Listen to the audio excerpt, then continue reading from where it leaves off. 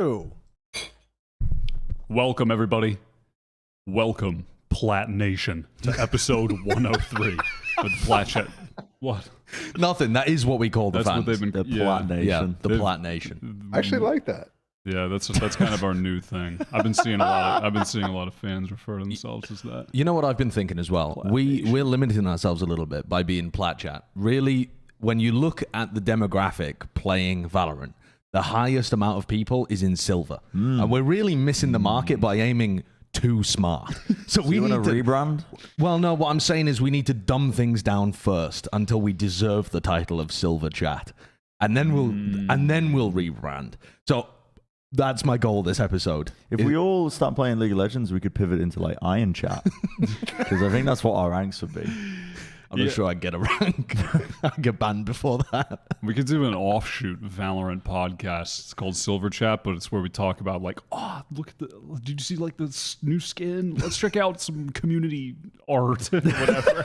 Like, basically just be the podcast for just the regular Valorant Reddit. I think that's already I think that's already us. I think what this conversation. I think that's exactly us already.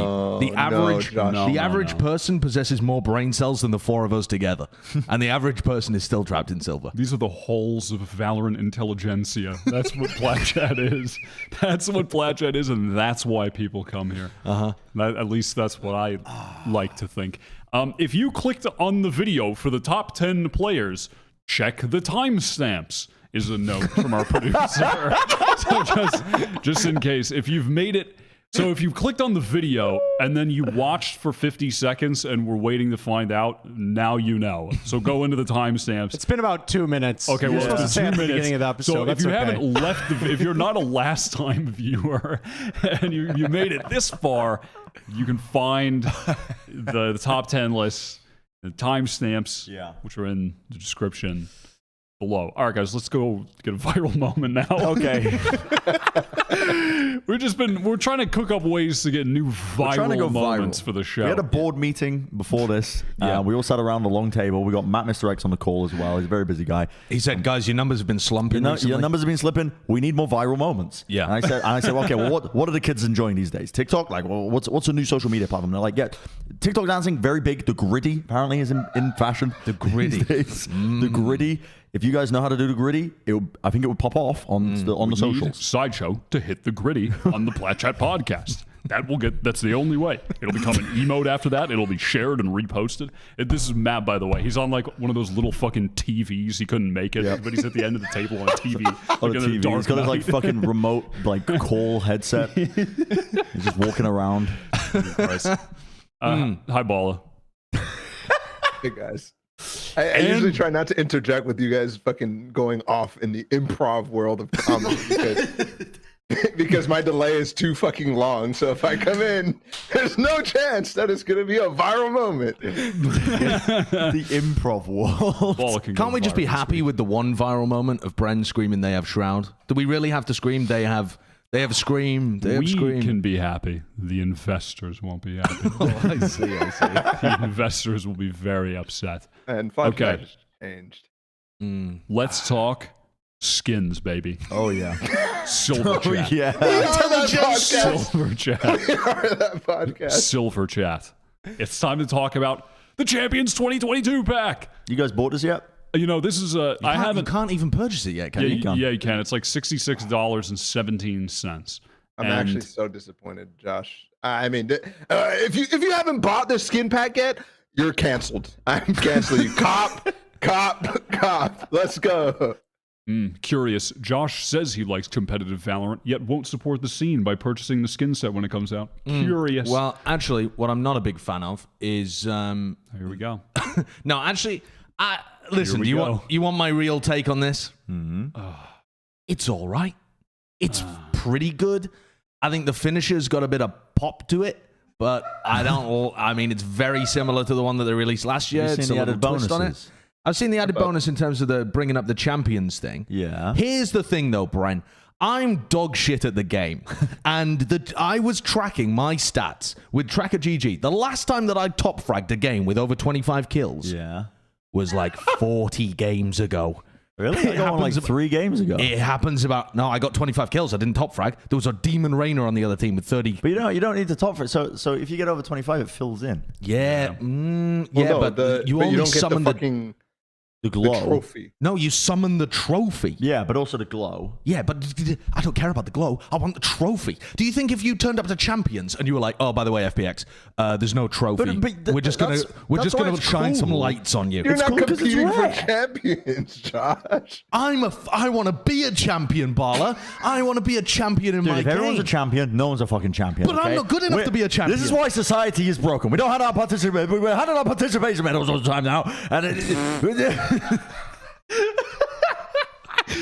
Bren is just entering his fucking boomer era. Jesus Christ almighty. They say you get more conservative the older you get, and Bren started growing a mustache. Now he's spouting off participation medal stuff. I bought. He's this. lost. I He's bought lost. this pack. You I bought it? Yeah, I bought it this morning because we're going to be leaving soon. It's not really going to be an opportunity to buy it. I think Sure. I would say it's a very rare, very, very rare W for Phantom users. I like it. But also, that isn't even true because there's a better Phantom skin already in the game, and it's the comic book one. Oh, you're such an and I idiot. already Oh, own You're it. so you have dog such lack shit. of taste, you egg. You really think the comic book one is better than The this? comic book one destroys this. It absolutely destroys it. How is this it comparable in any capacity, Josh? This effect is really cool, but I'll tell you this for a fact. They're going to do the same thing, but better in a future skin. And you're going to look back at this one. They're going to use the same format of it changes based on the amount of kills you have. You're going to look back at this one and go, oh, what a strange prototype skin. Yeah, but this is going. No, wait, no, not a proto. This is the rarest of skins. This is the fucking episode 4 champion skin. This shit is so. In the future, people who have this are going to be looked at like the kids in Fortnite. We're like, you have rare skins? I was at my little daughter's birthday party, and there's like 4 little kids who are like, you used to play Fortnite, right? I was like, yeah. And they're like, do you have Renegade Wyattr? I was like, no. And Dude, Balla, you don't have the this is Renegade it. Raider? yeah, no, I don't have the. Balla, the moral of your story is I should buy this to impress 7-year-olds. Yeah. Yes. Yeah. It's about time you impress someone. Might as well be a 7-year-old for owning a video game item. I am actually excited about something that they've released in this, though. Okay. I like that little, the little, what are the dangly things called? Gun buddy? I like the gun buddy that's like an egg. I like the little cracked egg. That's in the battle pass. You're it's saying isn't it? that's a cracked egg. No. There's a cracked egg in the battle pass. That's not in the skin set, though. Yeah, I know. I'll probably buy the battle pass instead. Just to get the cracked. Okay. I mean, once again, this guy will see. This gets contributed, though. I know. That's what I was Yes. about to say. This guy won't even. Wow, donation won't even support the teams. directly. Okay. Won't even support the competitive scene. This guy's fucking tanning on his yacht. Too big for the competitive scene now. Look at this guy's fucking tan. Okay. It's just. It's I've crazy. been outside. That can't be used as an argument against my taste. All right, let's run some quick fucking figures. Let me get my calculator out here. Right, this is what how much did you say this was? $61. $61 divided by 2 because Wyatt takes half of it because they're rich, big company. They take all the slice of everything. All right, so that's $30. Don't try and come down and relate to the I'll common split that people between by 16 talking teams. about the big company. $2. All right, I'll fill my fucking wallet full of dollar bills and I'll throw $2 at each team when I get to champions. I'll do that instead of buying the skin. I'm happy to do Honestly, that. dude, that I don't would- mind. Honestly, that's fucking content. So that's a viral you clip trying- right there. You're trying to do this to be more relatable to the people. Because that would come across as, I will film you doing that, and that will come across the complete opposite I know, way. that won't You be- Jeff I Bezos know, looking like motherfucker. I'm not saying that's not Jeff Bezos. You're going that's to the turn same up. amount of money. You're going to turn up to Istanbul, shaved head, fucking tanned, wearing a nice tight-fitting top. You've been working out recently. This is from fucking. This isn't even branded. And This you're was going to given go up to me. the teams and you're going to start Tom throwing Ford. money at them. I'm saying Unbranded. it would be. Josh I'm is wearing saying a it Tom would be Ford t-shirt. more cost effective for me to give. I would actually be giving more money to the teams if I gave $2 to them at champions. But dude, the concept of this is cool, though. The concept is really cool. I'm just not. I think they'll do it better in the future. but it's you a good. realize It's what- exclusive. It's fucking. So you're not going to buy Josh. this? You're an influencer, so is bro. every What you're hype saying beast right drop. now. Oh my goodness! You're saying right now you're influencing people not to buy the skin. You are literally directly. You're taking money out of their pockets directly. I'm not an influencer. People mock me for my taste. Me not liking it will make other people want to buy it.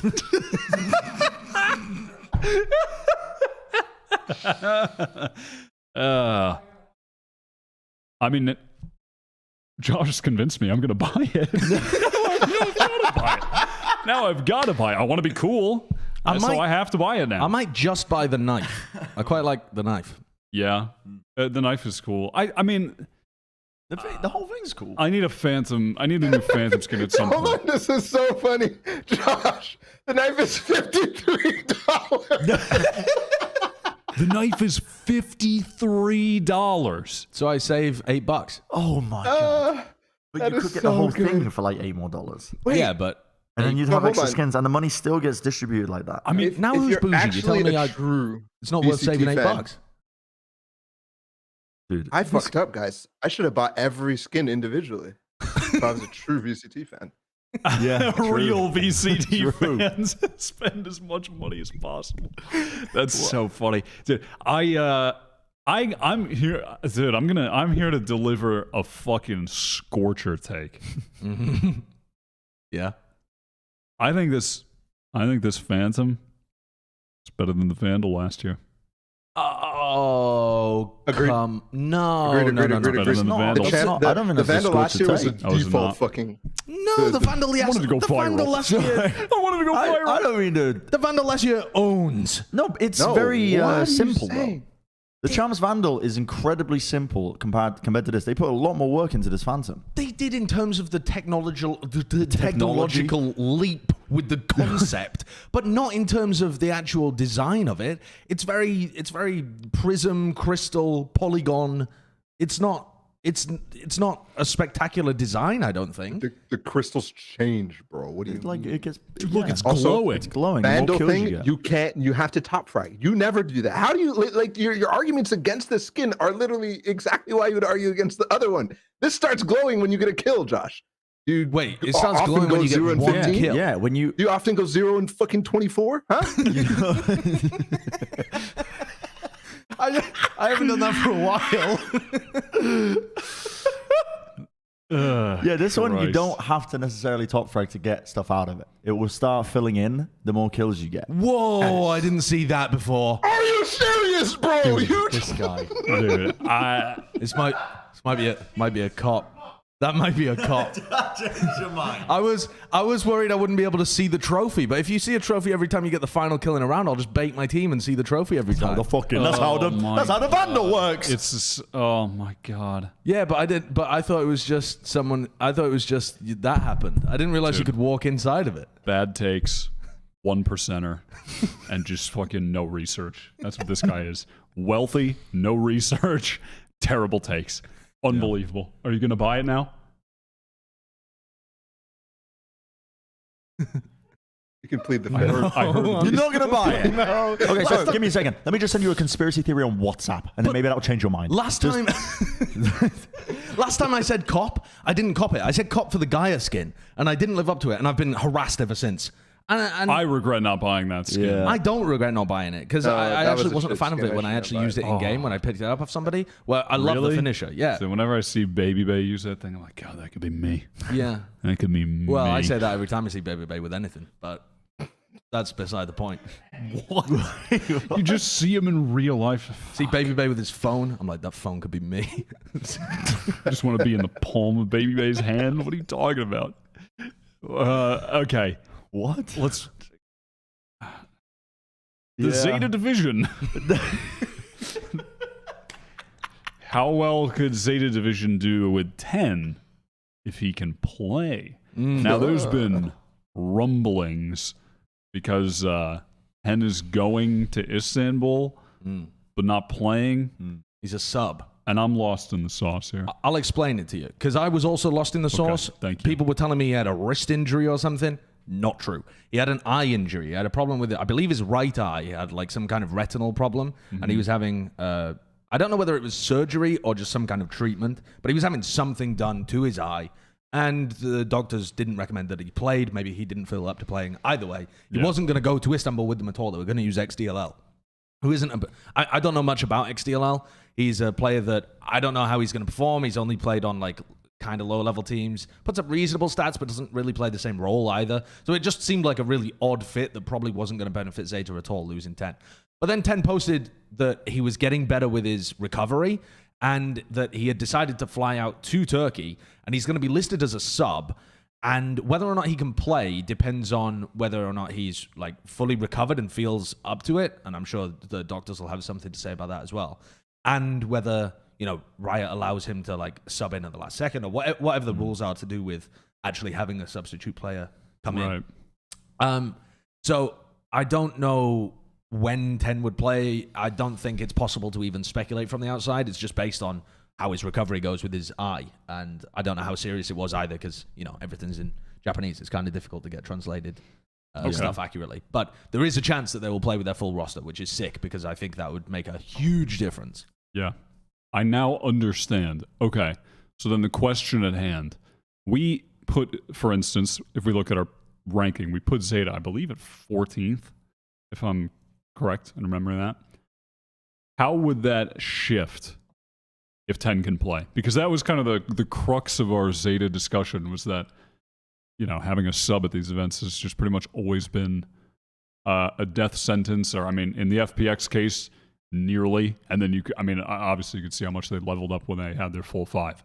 How does this change these ZETA? They're still in a really bad group, right? A really tough group. They've got Optic Loud still there, of which both of them, even when ZETA were playing at their absolute peak, Optic and Loud were the two teams that were still better than them in that tournament. Yeah. But we've seen that Loud can definitely lose. I mean, they did in Copenhagen. So I think to me, it's a factor of how early can Tenn get in. Is he going to have scrim time with them? Is he going to be able to play the first game? Because a win there would be important, but even if he can get into the decider game, maybe that'll be enough. I'm thinking the same thing, though. Like, he's probably going to be, I mean, I don't know. We don't know what his recovery is going to look like, but presumably he's not going to be able to practice as much. Wouldn't think so. It's like a weird trade-off. We saw this issue with who the bloody hell was it? Yeah, Fnatic. Yeah, exactly. Well, actually, yeah, I mean, we thought that was the case with Fnatic, but they weren't allowed to play with Durka. Yeah. Well, we thought that they had opted for Hyber instead because of the practice stuff, but in fact, they weren't actually allowed to participate with Durka. Yeah. Yeah, because Durka got listed as a sub, so it was like some crap like that. Oh. So again, there might be some rulings here why Tenn might not be able to play even if he does recover. But I mean, in the theoretical universe where he was available at some point, I mean, where would it have to be? Would it even be enough if he hasn't been scrimming? I don't know. Yeah, they've been boot camping for like, I mean, I don't actually know, but they've definitely been boot camping for a while, presumably without Tenn if you're traveling from Japan to Turkey, right? So I think it's going to be really, really tough to integrate him when, like you said, Josh, this guy XDLL is playing a different role potentially. I mean, maybe he's literally playing the 10 slot, which would make sense, but that could really suck if he's not, you know, like Tenn has to then fit into it and they have to either warp everything back around him like FPX did with Cider, but that's still such a tough ask. Yeah. Without a doubt, they're going to be weakened if they play with the sub.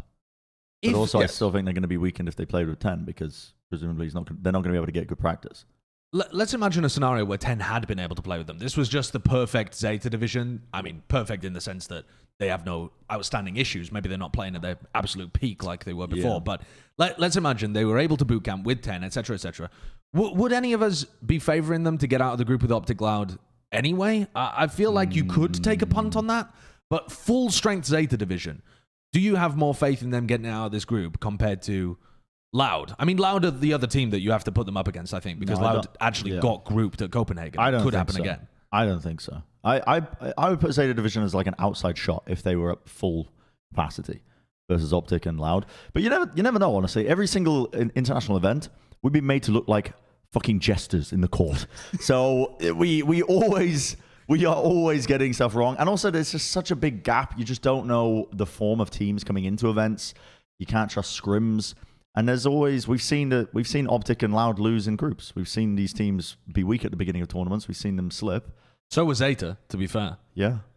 It's but if we're talking like perfect information. No, I mean, I would give them like the outside shot of making it. I mean, using their last performances as like a form, obviously it's not going to be like that. But Zeta Division in Challenge playoffs to go to Copenhagen versus Loud at groups, right?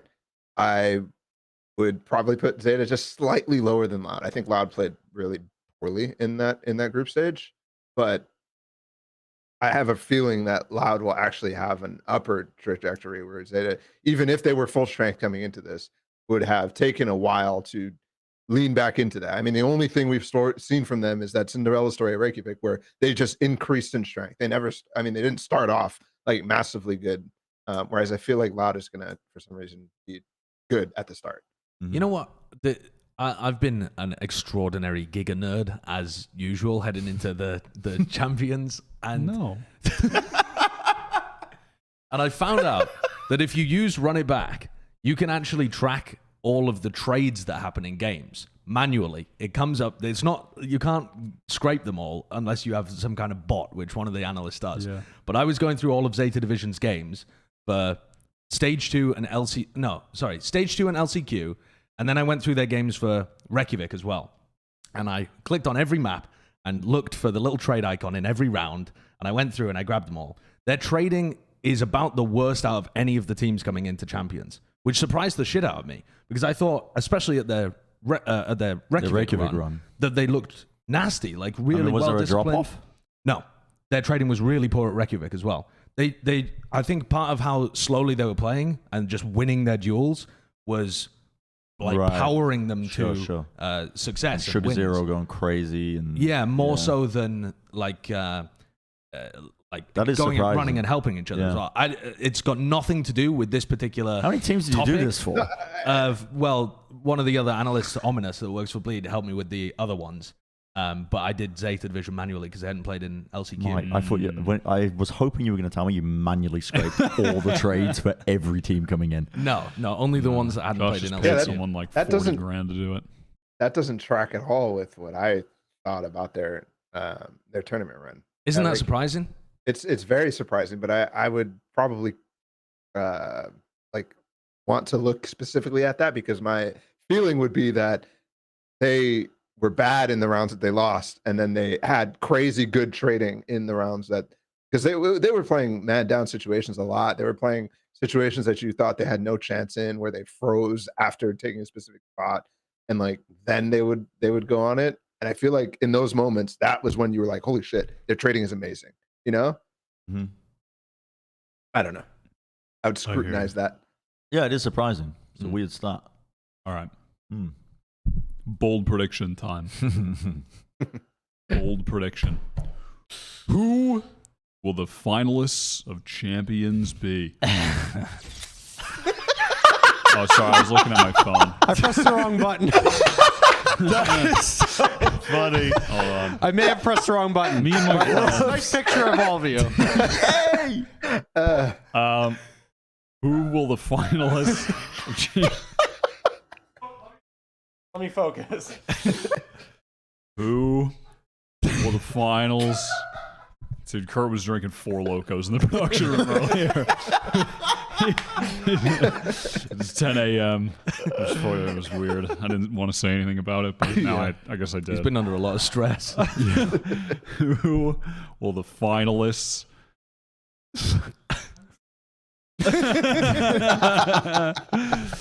Oh my God, that's we've got spread. a wide array of teams. Now let me break this down for the audio listeners. This is for the listeners. Josh. Now the way we've structured this is you have the team coming from the upper bracket and the team coming from the lower bracket. Now Josh, your picks are appalling. In the upper bracket, no, I'm just kidding. It's just they're both okay. FPX coming through the upper and Fnatic coming through the lower. I have PaperX upper, as does Bren. Mm-hmm. But I have Optic coming lower, and Bren has Loud coming lower. And Balla has gone with the FPX upper bracket and the PaperX lower. So Balla's gone for the Copenhagen Finals rematch. But then flipped. Right, but the flip. All right, guess that's fine. I listen. I'm fine with being the only fucking North American fan around here. That's fine with me. I'll grill up some burgers later. So I can go to the HEB in my F-150. I'll do what I gotta do. The trouble with Optic. What's the trouble with while Optic? while we're on the topic of them. No, I want to be on the topic of them because I'm the only person who has Optic going to the finals, and Optic have been consistent as fuck this year. They have, so yeah. I won't. Tell me the problem. I'm just worried about them. Is all. I'm worried about sense? Optic because they were saying like there was interviews with players and they were saying, yeah, we're definitely going to need a break after Copenhagen. They've been working hard to try and stay ahead of the game, ahead of the meta for the longest time. And once you start slipping, it's very difficult, I think, to scramble to remain on top. I'm not saying they're slipping, but there definitely is a lot more top dog teams in this event, heavy hitters, that are looking dangerous for a path for Optic to try and make their way through. And especially now that, I mean, it's still fluctuating in terms of them leaning on Victor to have really good games, and the Neon comps are getting more worked out these days. Like everyone's playing Neon comps, and everyone's working out counters for it. It's been played for so long that I'm a bit worried for Optic in this event. I feel like we might be seeing I'm not going to say the beginning of the end, but I don't think we're going to see the same like kind of dominance from them where they are just clearly leading in a top 3 capacity. I think we've got so many good teams at this event that, yeah, I don't expect them to keep an uptick in performance. I'm not really low on Optic at all. I think they're going, unless FPX do the repeat, they're going to be the best team of pre-partnerships, pre-franchising. You know what I mean? The open circuit. I think they're probably going to finish top 4 again at some position within that. Maybe they even win the entire thing. Who knows? But I think they're going to finish in a top spot, and they're going to be remembered as probably the best roster unless, an FPX manages to get a repeat win. I'm not saying they're going to bomb out the tournament. Yeah, I just haven't gone for them in my finalists. I still think they're going to be an all-time great team. Yeah. But I've got the EU simpage going on. I know you do. I mean, I have them coming through the lower bracket, but if I had to pick a winner, I would pick Optic. I just think that, I don't know, whatever, something lower bracket, they're in the lower final, paper, some shit like that. I don't know. Some narrative, we'll cook it up. Some kind of, like a Reykjavik-esque kind of thing. You know what I mean? Like they play Paper X in the upper, shit, we lost. Then they go and they beat like Loud in the lower final or something, or FPX or whoever the fuck, and then they go back to the final. That's what's in my head canon. And then, America celebrates. Joe Biden lets everyone take a day off of work. Josh, why do you hate Paper X? Well, I wanted to ask you the opposite question. Everyone is so high on Paper X, and I was super high on them coming into Copenhagen as well. But I think the more time Paper X spends at the top, the more people are going to learn how to adjust their style to match up against Paper X. And I think the opposite is going to be more difficult for Paper X. I think it's going to be tougher for Paper X to play a wildly different style with Forsaken and Jing, where they're super controlled, super disciplined, or whatever, than it is for a team like an Optic or a Loud or a Fnatic, or the teams that are just on the outside bracket waiting to jump into the finals.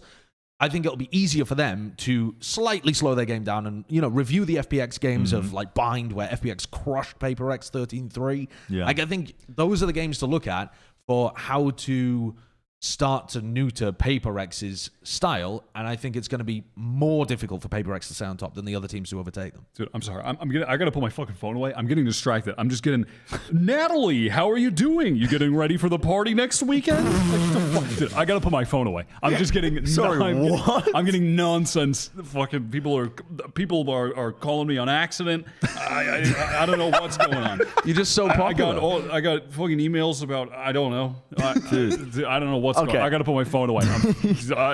My name isn't Natalie. Yeah. Josh, I think you got some valid points about their style getting more figured out over time with them being on the top. But out of all the teams at the event, the one that's shown the most consistency, I think, consistency in terms of improvements each time they went to LAN have been Paper X. They've just been making resounding leaps every single time they go to LAN. They learn more and more and more. Yep. They're LAN proven. All the players perform on LAN, which you can't say the same for Fnatic necessarily. I think Fnatic had a really shaky Copenhagen. Yeah, they did. And I feel pretty uncertain about them coming into this event as well because of that. But yeah, I feel really good about Paper X to continue to make those leaps and bounds. I think it just comes down to a difference in styles. Like the slower, more controlled style that FPX played, it counters Paper X. it comes down to like that difference where occasionally you throw in a fast round to break that sort of condition that you've set. And I can understand the logic behind it, kind of counters it, quote unquote. But I don't expect Paper X to just sit by and stagnate and remain with their style. I think they'll come up with the right solutions to still be a good team coming into this event and still be possibly the best team, is what I think. I do think that I think Josh is more right in terms of like, they would have to change their style so drastically to actually be like not be able to be counterable, that I don't think that's in them, to be honest. And that's what you're hoping for, Bren.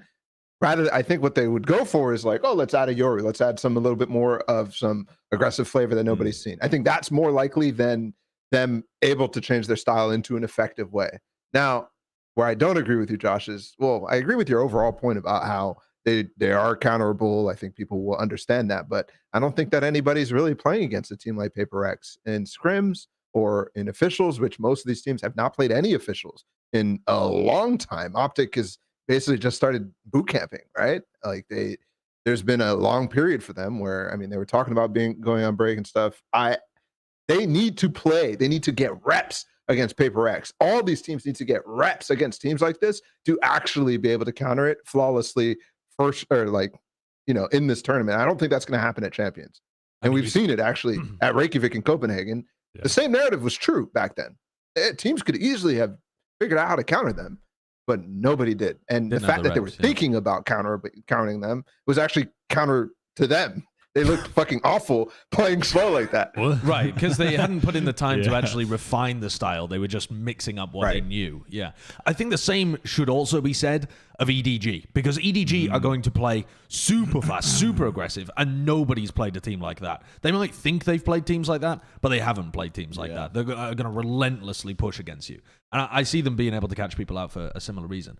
I wanted to touch for a moment, though, on the Fnatic doubt because they'd had a bad Copenhagen. Sure. The fact that Fnatic players were not in form for Copenhagen actually makes me more excited for Champions. Not perhaps for people like Mystic, who's actually showcased that over multiple events. I'm not super excited that he's going to, rebound and suddenly look like he does online, where he looks like, or he did coming into Copenhagen. Player. Or like he did coming into Copenhagen, whatever. But he didn't actually perform at LAN, and he hasn't done it Champions last time either.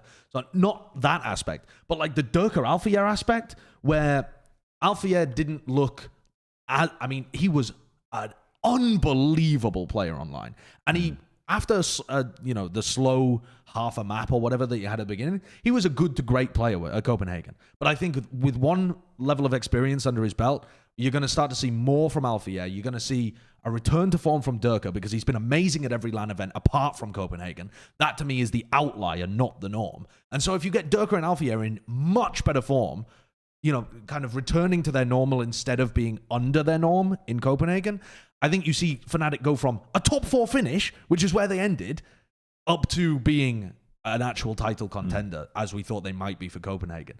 So the fact that their form was poor in Copenhagen is actually feeding my hopium a little bit. That if they just play more of their, not their style necessarily, but play more as they've done online, hitting their shots in the same way, taking confident duels, manipulating the map well, playing, to support each other really well, I think Fnatic are a very exciting team to follow here. Sure. That makes sense to me. That makes and sense. they have time to actually. I usually when they come up with Josh is coming from. It's a lot of. Now listen, Bren. Let's be clear about something. Let's. Okay. He's coping, but also, I see where he's coming from. It's the narrative. It's kind of a narrative. I do like the amount of distribution. I didn't really touch on my Loud point either. I was going to ask you next about the Loud thing, because I think Loud will go deep. I have Loud going deep in this tournament. I just don't. I mean, this is the tournament like for Loud. Top 4, but I know that sounds crazy off the back of Copenhagen because they ended up losing to Optic and Crew, but I think those are the two teams that that have probably the most experience against a team like Loud. I mean, Loud have only actually ever lost to Optic and Crew. Yep. They haven't been a team in terms of matchups, they played against them a lot. I think they got a little bit unfortunate in terms of that Copenhagen performance. They didn't play great. Listen, I'm not gonna say that they should have made it out of groups. But this time they do have an easy group. I think they've got a weakened ZETA division. I think they've got Boom, who, when I was watching the Boom as well, I mean, I was VOD reviewing them. They were one of the first teams to qualify. I said it on the podcast last time, but this is a team that really needs to, I think, get some good quality practice against European teams because they're currently behind a lot of the other teams. So if they just jump into champs, I'm expecting them to go out in 2, unfortunately. But I could be proven wrong. But this looks primed for Loud to make it out of groups. And as well as that, my ideas about Optic potentially slipping as well means that you could see potentially a Loud first seed coming out of this group, which I think would set them on a really good path to get some good reps. Again, that experience, and then just building upon it and going on a bit of a tear. Because the quality of these players is up there. I really rated Sadak in the last tournament as well at Copenhagen for the few games that they played. Yeah. He actually popped the fuck off. For a fragging IGL, it's so rare, and it adds such an extra element to your team. It really is, I think, looking like Loud could go on a bit of a run here. But Sassy played pretty poorly. His integration of the Fade, I think, wasn't very good, and one of the big reasons that they didn't actually perform anywhere near as well as before. And Les also had a pretty poor tournament. You know, I watched him destroy people on Chamber domestically in Brazil. Yeah. And he didn't really do that either when he played again at Copenhagen. So, I mean, you could use the exact same argument I just did for Fnatic for why you should be excited about Loud. Like, their players weren't playing very well, except they didn't, like, Fnatic came top 4 with their players at, 80% or whatever. Okay. Loud got eliminated. I'm pulling out my trump card here for this argument, which is this is the tournament of chamber nerfs. And I think that you're going to start to see a return to comfort picks for a lot of teams, and teams with cracked out Jet players returning to that as well. Teams like Aspas, Les going to be probably moving off the chamber role as well to something where he was like, when he was playing. Les was playing a lot of Cypher before. And yeah. And I think you're going to see teams that actually had good form prior to the big chamber dominance will probably see that resurgence, I think, as they maybe lean into more comfort stuff that they were playing earlier in the year. I do definitely believe. I believe very much in the Aspas duelist still. I mean, even when they lost to Optic in the finals of Reykjavik, when they lost to Optic at Copenhagen, he's still just a fucking demon the entire time. I mean, he's never. He doesn't really slip up. If they can just get, if Saucy can kind of get the return to form, they get like 1-2 other players activated, I think they can make a really deep run. But all right, is that anything else you guys want to talk about with these? We didn't really touch on FPX much. Yeah. We probably Balla should. And Josh had FPX. We probably should touch on the winners of the last tournament briefly. But I feel like it's kind of obvious that you would have the winners of the last tournament up at the top. Yeah. I wanted to pose this question: do you think if FPX actually win this tournament, so they're the first ever team to take back-to-back international tournaments with their win at Masters Copenhagen and Champions, in that world where they managed to accomplish that, however it happens, would they overtake Optic for the best team that we've had in the last, year? If Optic finish second, Optic are still probably ahead, right? Because they have a longer... But you also have to factor in that if FPX get a back-to-back title... Are they just instantly the best team that we've had? Yeah. No team has managed to maintain that level of dominance and consistency. Yeah, I mean, it might not be with dominance. I'm saying however it happens, It might be they get there through the lower bracket and they only just beat Optic in the finals or whatever. Do you think... Is it just a guarantee you book your ticket into the Hall of Fame, you are the best team of personally, because the thing that matters for me is the title. The actual trophy at the end of it. Like being able to do being able to actually take the title in the first place is the biggest thing. You can have really good performances but flounder in the finals, and then I would deduct points, I think, in my head in the virtual rankings, my mind palace. I've got a whiteboard just like moving up and down. It's just a little you with a whiteboard in your brain. In a big palace, a marble palace. I will say I think maybe it's more interesting to talk about who didn't have FPX, me and Bren. Yeah. About why we didn't. Well, I didn't have FPX because no team has been able to back-to-back yet. Sure. So I think it's kind of just I'm kind of just going safe bet. And also, while a lot of the players on the team are obviously very good and have been very good for a very long time, I've kind of felt like at the tournament they were playing above their usual very good into the god tier zone, which is not always often, it's not where so many of their players are at the same time all the time. Like I felt like they had 3 players in every game that were just in fucking god tier mode, which is just not always going to be the case. And I don't think it's been the case with that team previously, though. I still think they're they're still going to make a really deep run, but I'm kind of just going on. I feel like I'm going with the odds. That might be a little provisionist. I think during Masters 1, their qualifying run, they were literally just multiple players being God mode all the time. Oh, maybe yeah, not, sure. I guess I maybe was not in the thinking. qualifier to Masters 2, but then Copenhagen happened. Yeah, sure. So, Maybe during Masters 1. I was thinking more, I guess, just in the lead up to Masters 2. Masters 2 was what I was thinking about. But I hold sure. the same thought process. The back-to-back title is very hard to get. You're on top. You got a target on your back now. FPX made an absolute miracle run at Copenhagen. You don't see that every day. It's hard to replicate that, I think, as well, and come into it with the same kind of form. As much as the players are fantastic, and then the viral clip reason I didn't have FPX is because I've got beef with Angel now. We had that argument at the after party. You know, we was like trying to steal my whiskey, my handle of whiskey that I bought. I missed all of this. I went to bed. And we were beefing, and he was like accusing me of just not watching their games, but in reality, I was just blackout drunk and couldn't remember anything about their games. And he was like quizzing me. He was and I was like grilling. He was like grilling me. He was like, "Do you even watch our games?" And I'm like, "Yeah, I watch your games. I'm gassing your games." And he was like, "Well, what about this?" And I'm like, well, in particular, Angel wanted to fucking know why Bren thought he was bad at the beginning of the tournament and great later in the tournament, and he was just grilling. Yeah. I mean, the only answer I could come up with was just, you were just feeding. I don't know. You were just feeding and you weren't. I don't know. Like, you were hitting shots. Yeah. Sometimes that is the case. Sometimes that just maybe he simply didn't know and he wanted me to explain it to him. I don't know. I don't think that'll be the case. They're looking for a new analyst. I think FPX are a really weird team to try and pin down, because we didn't see them play at Reykjavik when they were on top of EMEA. And then in stage 2, they, when we were interviewing them and stuff, they were like, our goal was just to make it, but we kind of lost some of the drive because we hadn't been able to make it to Reykjavik before and we didn't know whether we were going to attend. And then they get to Copenhagen. And I think calling it a miracle run makes sense. But the miraculous thing was just that they got Sugetsu in time. It wasn't actually that their players started playing way better or they figured something out mid-tournament. Every part of it was miraculous, no? Like the fact that they even made it out of groups with a sub. Yes, no. But all of the miracles are logistical miracles. They're not gameplay miracles. If they had Sugetsu from the beginning, they might have just wiped the tournament and it wouldn't be a miracle run. I disagree, because they get Sugetsu in for that lower round 2 game, but they had no practice with Sugetsu. But again, what I'm saying is it's just that he came in at the right. What I mean is, if they'd had Sugetsu at the beginning of the tournament, there is a decent chance that they could have just blasted their way through the upper bracket, dropping minimum amount of maps. And we wouldn't call it a miracle run, we'd call it a dominant run. Because what actually happened was, as soon as they got Sugetsu back, they dominated. They absolutely swept everybody that was in their path.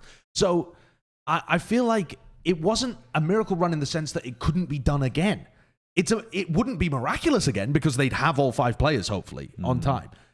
But they actually could replicate it because they just looked superb every match that they had their full 5. Yeah. I mean, I can't imagine there's a world we end up in where they aren't deep in the tournament, like top 4 minimum. Yeah. I don't think that's possible.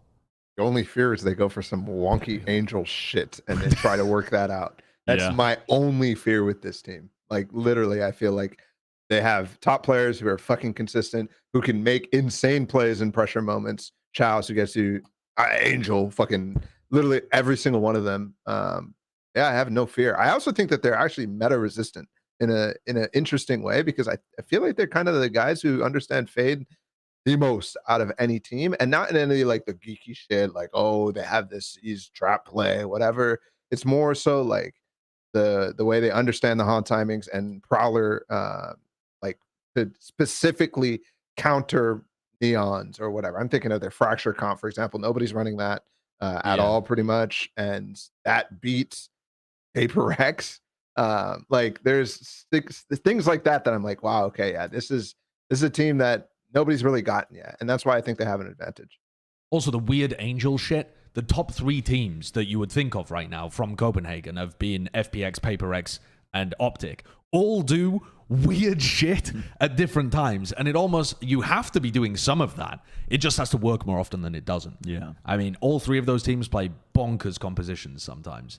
And yet you need to be able to stay on top. Optics have become more standard than anything. I think they were the ones that everybody was like comfortable, like, oh, if Optic's doing it, then everybody can do it. Whereas PaperX and FPX are actually bonkers, and people are like, this is so bonkers, I'm not going to try it. You know? yeah. All right. Let me get my phone out because You getting Party. Natalie invites? Hey, Natalie. Hey, Natalie, you want some food? I'm going to fix my life. yeah, Natalie, aka me, evidently, Natalie's hungry. I'm just talking about myself in the third person now. Thank God, Balla just vanished. Yeah, Maybe he said he's going to be right back quickly. you know why? I think he was going to his front door. I think he was going to his front door. I think Balla might have ordered some lunch using Grubhub code PLATCURSE. Oh my God. Which is a very good Grubhub code. Our Grubhub code for this week, from August 24th to the 28th, you can use code PLATCURSE. That is uppercase PLATCURSE. No spaces. No spaces. For $10 off orders of $20 plus for new diners on Grubhub. Up to 500 orders, make sure to use code PLATCURSE for $10 off. Grubhub fuels your gaming performance and rewards gamers in-game and out. We take pride in being the connector between you and your favorite local restaurants. McDonald's, maybe. The Grubhub guarantee promises you food delivered on time or at the lowest price. Guaranteed. Or what, Bren? That's crazy. Guaranteed or what? Guaranteed. Or they'll or- make it right. Josh knows it. Dude, I was about to Guaranteed. make up a catchphrase. You put me on the spot. Guaranteed. Or we'll make it right. From August 24th to 28th. Once again, that's code PLATCURSE. Uppercase PLATCURSE. PLATCURSE. No spaces for $10 off orders of $20 plus for new diners on Grubhub. But also, we don't curse teams. It's not a No. thing. The curse isn't real. No, The it's only just way the every curse is time- real is food off your order. It's just money every off your time it's order. been posted, we've been wrong. No, but we don't curse teams. No. Dude, $10 off 20. That's like 50%. That's like a lot. That's a lot of money. You're Yeah. saving a lot of money. That's a pretty good deal if you're a new diner. That's That a is- better deal than only buying the knife in the skin pack we were looking at. It's better than that. Yep. That is definitely a pretty good deal. So get yourself you sitting down, you watching this show right now? Full Go purchase gone. Go get yourself a taco, huh? All right. Ball is back. That means it's time. The moment we've all been waiting for. The classic Plat Chat segment before the tournament. We do the thing. Everybody get ready to screenshot. You can go viral. The top 10 players at Champions Istanbul. We're doing it the same way we did at Copenhagen, where we have like the top 10, the aggregate. So Amalgamation. the four of us here plus Mimi all made top 20 lists, and then Kurt attributed points to the players based on the positions on the list, and then do numbers, graphs, algorithms. It all comes together, and then there's a collective top 10 list based on the point system and how it all comes together. So we're going to take a look at our collective top 10 before we jump players, and then we'll look at our individual top 20s. We were talking about this before we went live, and I said this is the hardest thing I've ever had to do on Plat Chat. This top 20 list. And Wyatt said it was the easiest. Yeah, Wyatt said it was the easiest time I've ever had to do a top 20. I thought it was the easiest one. Out of Well, all this of is them. my first, and I don't know. I just fucking went methodical at it, and I literally just fucking like full engineered it, and it was so easy because of that. So I just when you like said Yeah, I rated really people. thought this was the easiest one. My brain, for some reason, thought you said mythological. And I was like, wait, what? You're like assigning deities to them? Like we're going through the ancient texts? Yes, Vanessa is the false god number one. False god, true idols. I don't know what the catchphrase is for champions, actually. Have they released it yet? You can be a champion. I thought that there was about 21, 22 players that were a lock for the top 20. So I don't know. This top 10 is going to miss out. This top 10 is going to make people so angry because they're going to say, why weren't these other 10 players in the top 10? And people seem not to understand the basic numerological problem. New rule. New fucking rule. I'm about to drop. There's Josh. 10 players in the top 10. New rule. I'm the ruler, new fucking rule. If you're going to say, why isn't this guy in X position? Like if this guy's in the top 10, you have to say who you're taking out. Yeah, New rule. Because new rule, anyone can say, well, oh, dude, where's... Anyone can say that. Who are you taking out? Yeah. Who are you taking out? That's the painful part. Then you'll get the fucking pitchforks at your house, all right? They'll be rioting outside of your house. Also, so first of all, new fucking rule. Second of all, I want everybody to know that if the list is fucked up, it's because Kurt said before the segment that Mimi submitted the worst list he's ever seen. What? So I want everyone to make... It's really not that bad, but there's some funny stuff in it. So I want to make sure that everyone knows that if this list Number 1, sucks, Kang. Number it's 2, because of me. Kang. Number 3, Nobody. Kang. Multiple. Dude, I mean, so that's now you know who to blame. Now you know who to blame. Let's get it fucking What did I even do for my cracking. list? Bruh. I probably write down player names. What do you? Yeah, but I mean, like, In a I spreadsheet. did it ages ago. Anyway, okay, I don't mean to interrupt. All right, do you want to kick it off, Kurt? All right, let's kick it off. Number 10, baby. We've got Alphier in 10. Oh. Even in loss, this guy was an insane asset for Fnatic. Insane individual. And now, with a home crowd buff, says Mimi. Yeah. Does have the home crowd buff. Yep. You didn't. Did that factor in when you put Fnatic in the final? No, that didn't factor in. No particularly. home crowd buff. Maybe that should have factored in. It'll probably hit. I mean, there's got dude, it. it's gonna hit. They're gonna go Tickets crazy. sold out instantly. It's fucking. There's such a buff, bro. It's gonna be real. I mean, Anyways. I think Alfie is going to play better than he did at Copenhagen.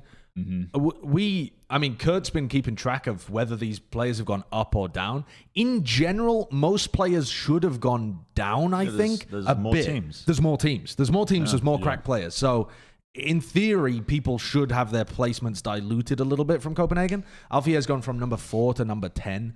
But I think part of that is just because he didn't actually live up to the insane hype in his first tournament. But for a first tournament, I thought he did that was alright. not bad. Yeah. And he's only going to get better. Yeah, it was great. Also, Curtis noted that we ranked him number 4 in Copenhagen. And so I think it makes sense that he's dropped down a bit, but still top 10 is insanity. And he's still at a great tournament at Copenhagen. It's just that, I mean, I think this guy could be a top 3 player. Left a bit in to be some of the desired. future tournaments. Yeah. Yeah, he for might sure. do in this tournament. Yeah, Yeah, he it's- could. It is very possible. It is very possible. All right, number 9. Number 9, we have got Scream. The guy who's actually what people expect. Think of tens. Oh, dude. Balla just fucking getting... Oh, I like that. I like how Balla's working this quote. But with half the followers and double the career length. Balla really working the cloud angle with that quote. I like it. Screaming number 9. I said last week, and I still think I'm just going to repeat it. But I swear, Scream at all times is either being underrated or overrated.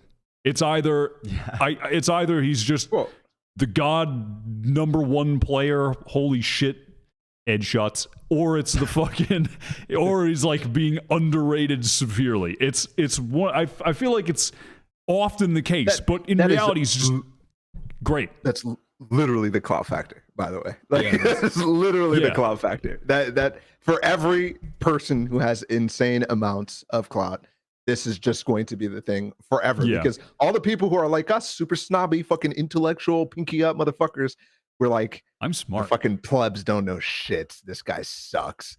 And meanwhile, the plebs are like, I saw him get an ace in ranked. He untapped everybody. That's crazy. And so you literally can't.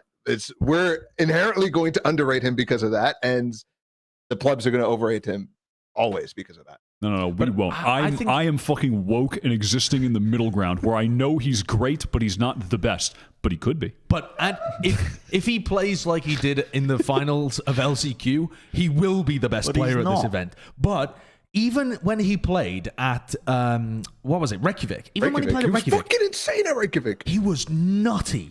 And when he's played at previous events too, he's always been nasty at LAN. And I think if he's currently in a good form online, and then he's also going into LAN where he normally plays even better, I think Scream is a decent shout for being a top 5 player at this He event. could be. I think he exists like right on the cusp of being in the fucking the absolute god tier. But it's, I think, in part probably due to Liquid's failure to have a really deep run at a international event. Though I mean, they had the one at they went to champs, but then they went out in such fashion in the semifinals. I mean, Scream's top performer from Reykjavik by stats, but that's mostly because he was having quite even games that he was carrying, and they didn't go that far, and he was playing against like middling competition or lower level competition. That's 2 losses too. Like you have to really? that in. Yeah. Yeah, because they lost both their bracket games right off the rip. I think Scream is one of the players that can move up the list a lot. I think it's Alpha. It's very similar, but for like different reasons. Alpha it's because of lack of experience. Scream it's because of the team has not been great recently. I think it just takes one good Liquid tournament for Scream to shoot up towards the very top of the list. I think that would be how the perception changes immediately. I mean, even outside of the finals, I was just looking at his VLR page. His jet stats are through the roof. They're like through the roof. He's got like 1.1 KPR or something on jet right now. Yeah. I mean, that is freakish. And his Phoenix, I mean, he only plays it on Ascent, and he had that game where he just popped off outrageously. But he's averaged in the last 60 days across 5 maps, he's averaging 300 ACS on jet and Phoenix. Well, I don't expect him to keep that level up, but I think anywhere close to that, and he's got to be up there. For sure. This is underrating Scream right now, my opinion. Good. I mean, I had him higher than this. Yeah, I had him higher than this. I had him low. Mimi didn't rank him. It's all Can. Yeah, Mimi didn't rank him at all. Number 21. All right, let's see number 8. Number 8.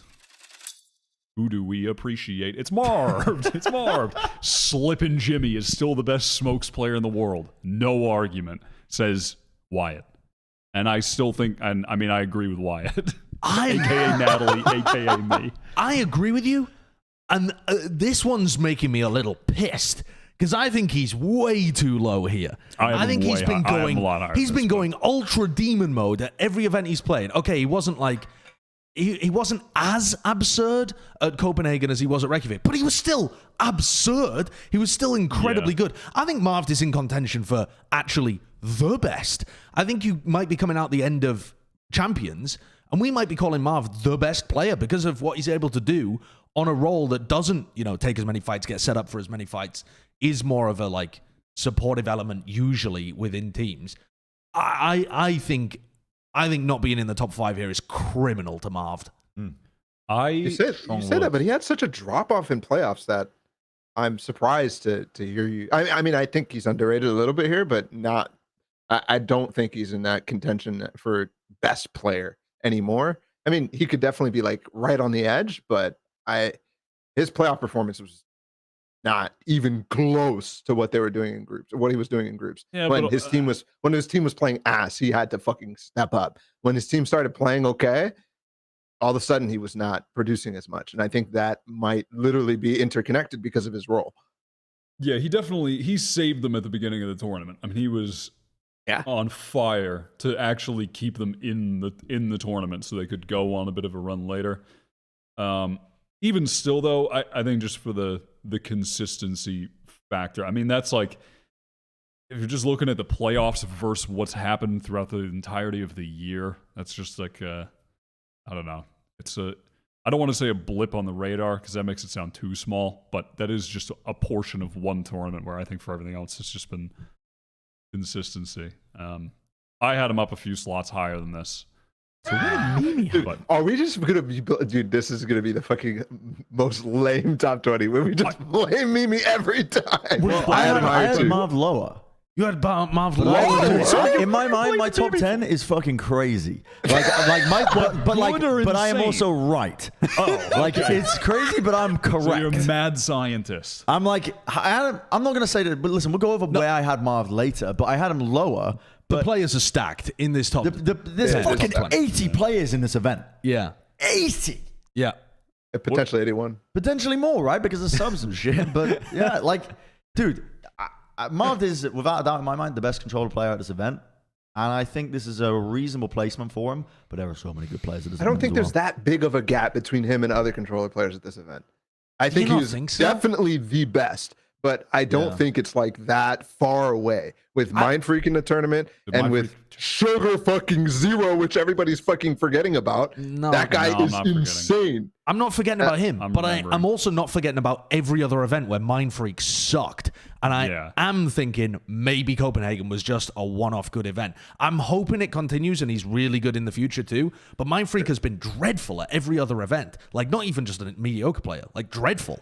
So I'm not willing to put him in contention for best smokes player yet. What other top smoker players are we really looking at? Mako's scary.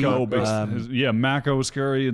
Bang, you could potentially have up there as well, actually, because he's been playing. But they're just, well. they're not. Sugar they're Zero, not. obviously. They're not. No. They're just. They're not. They're not. They're not. They're not. All right, we're going. I mean, Mako's the only guy who I would add with Sugar Zero and Mind Freak. But before we go to number 7, just for the viewers to know, we had Marv ranked number 5 for Copenhagen. Which makes sense for the dilution of Yep. Yeah. Okay. Let's see. Number 7. It is Shao. He has a higher clutch percentage than Hiko. Let that sink in. That's a quote from me. Nice. Love that.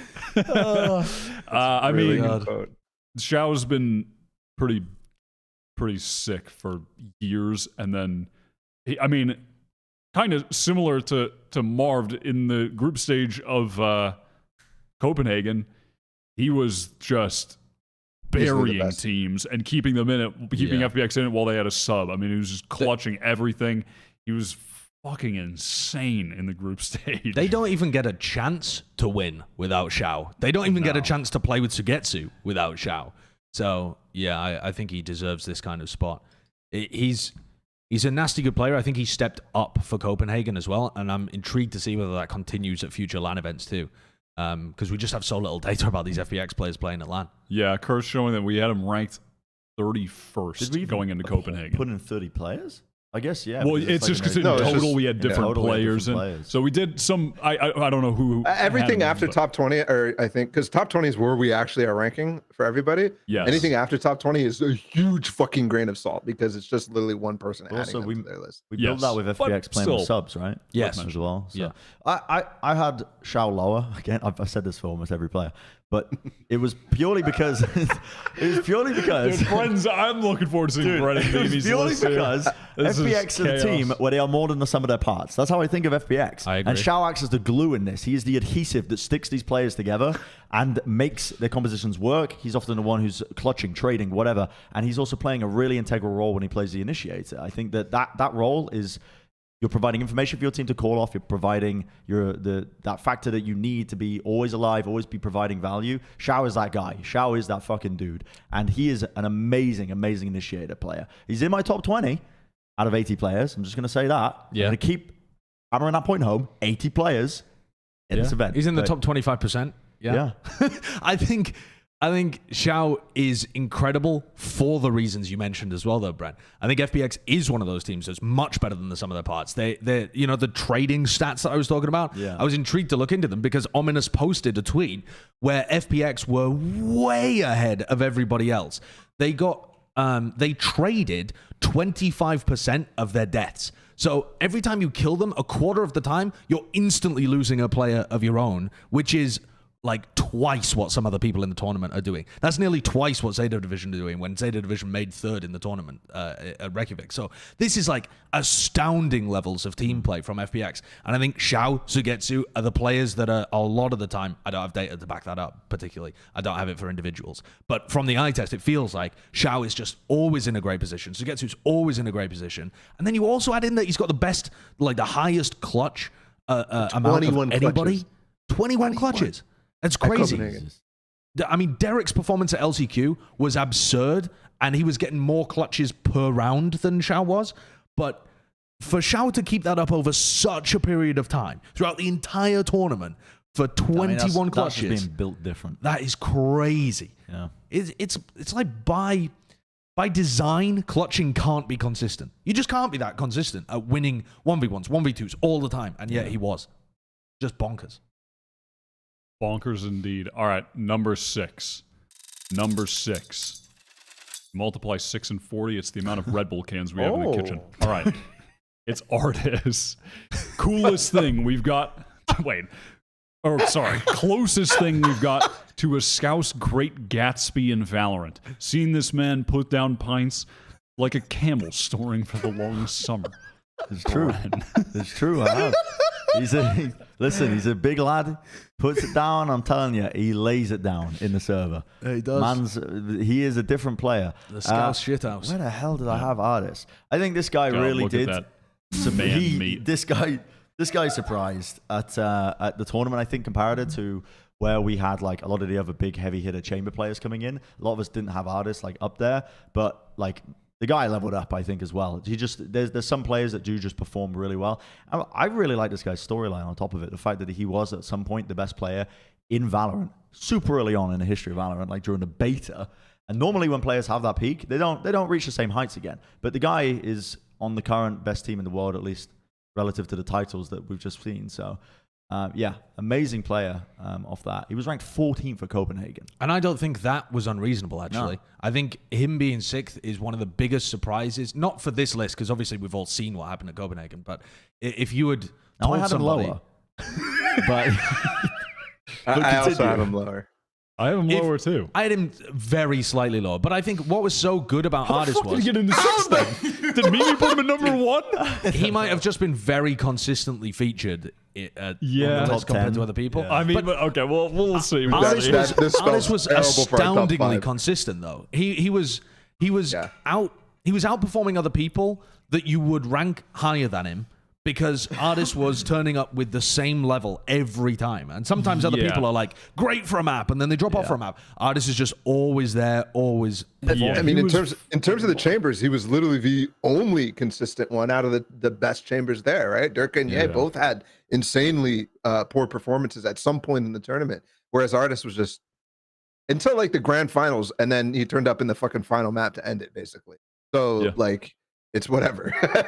Yeah, he was absolutely insane and super consistent at the tournament.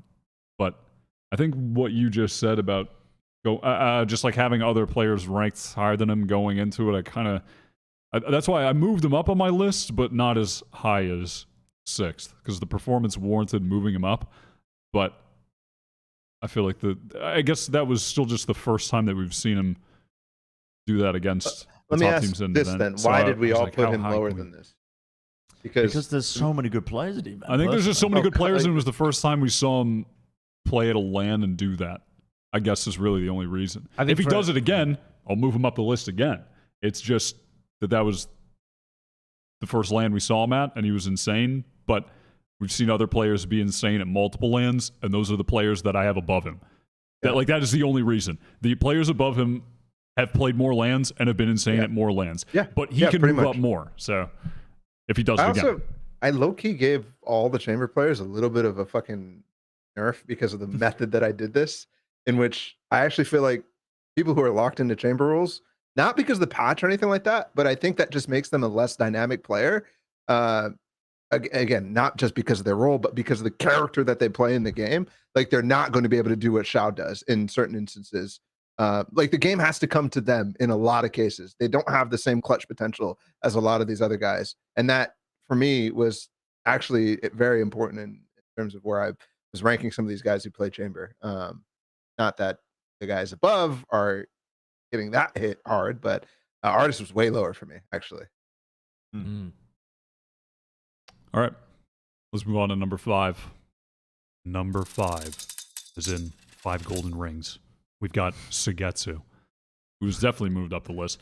The most Nats-like player of 2022. Amazing flexibility with world-class game sense to boot. Yeah, says Bren about Sugetsu. I agree with Bren. Bren. There's Bren, and there's Bren without glasses below him. Hold on. It was one of my biggest disappointments of Copenhagen was that Sugetsu didn't look very much like Bren in real life.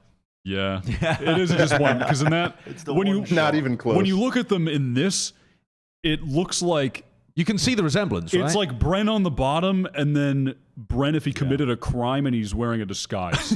It's just he's growing out the stash to elude the authorities. Like a disguise. I can take it off, and the nose comes off, and the mustache comes off, the glasses. But his Sagetsu was ranked 16th for Copenhagen, moved up the list pretty significantly. I mean, makes sense. He was just fucking bananas at the event. He just he showed up and he was the catalyst to push FPX over the edge and just win everything. I did have him lower,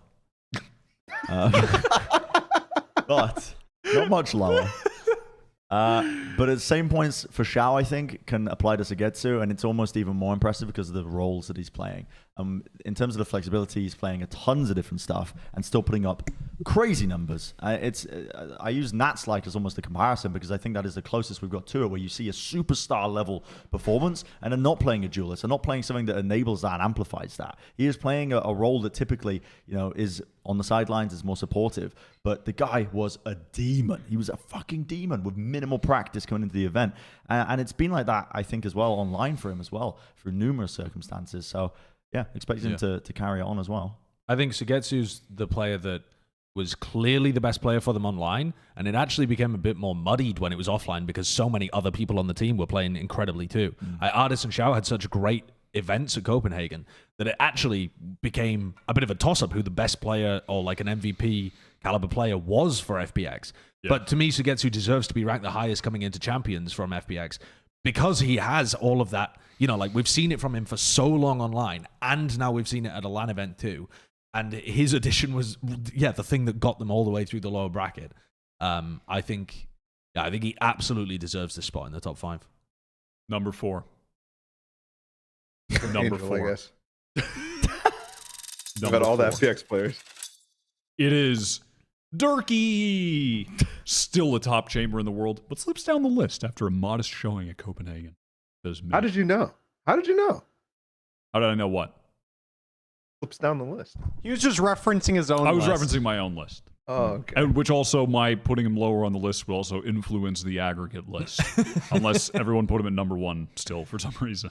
But I had Durka move down my list a bit because while he's still amazing and definitely in the top 10, he had this is what I said. He had a modest showing. He had a sick game at the beginning, and then he was good. It was kind of weird as well with Durka because there was some games where he didn't turn up, but he had his teammates were playing really well.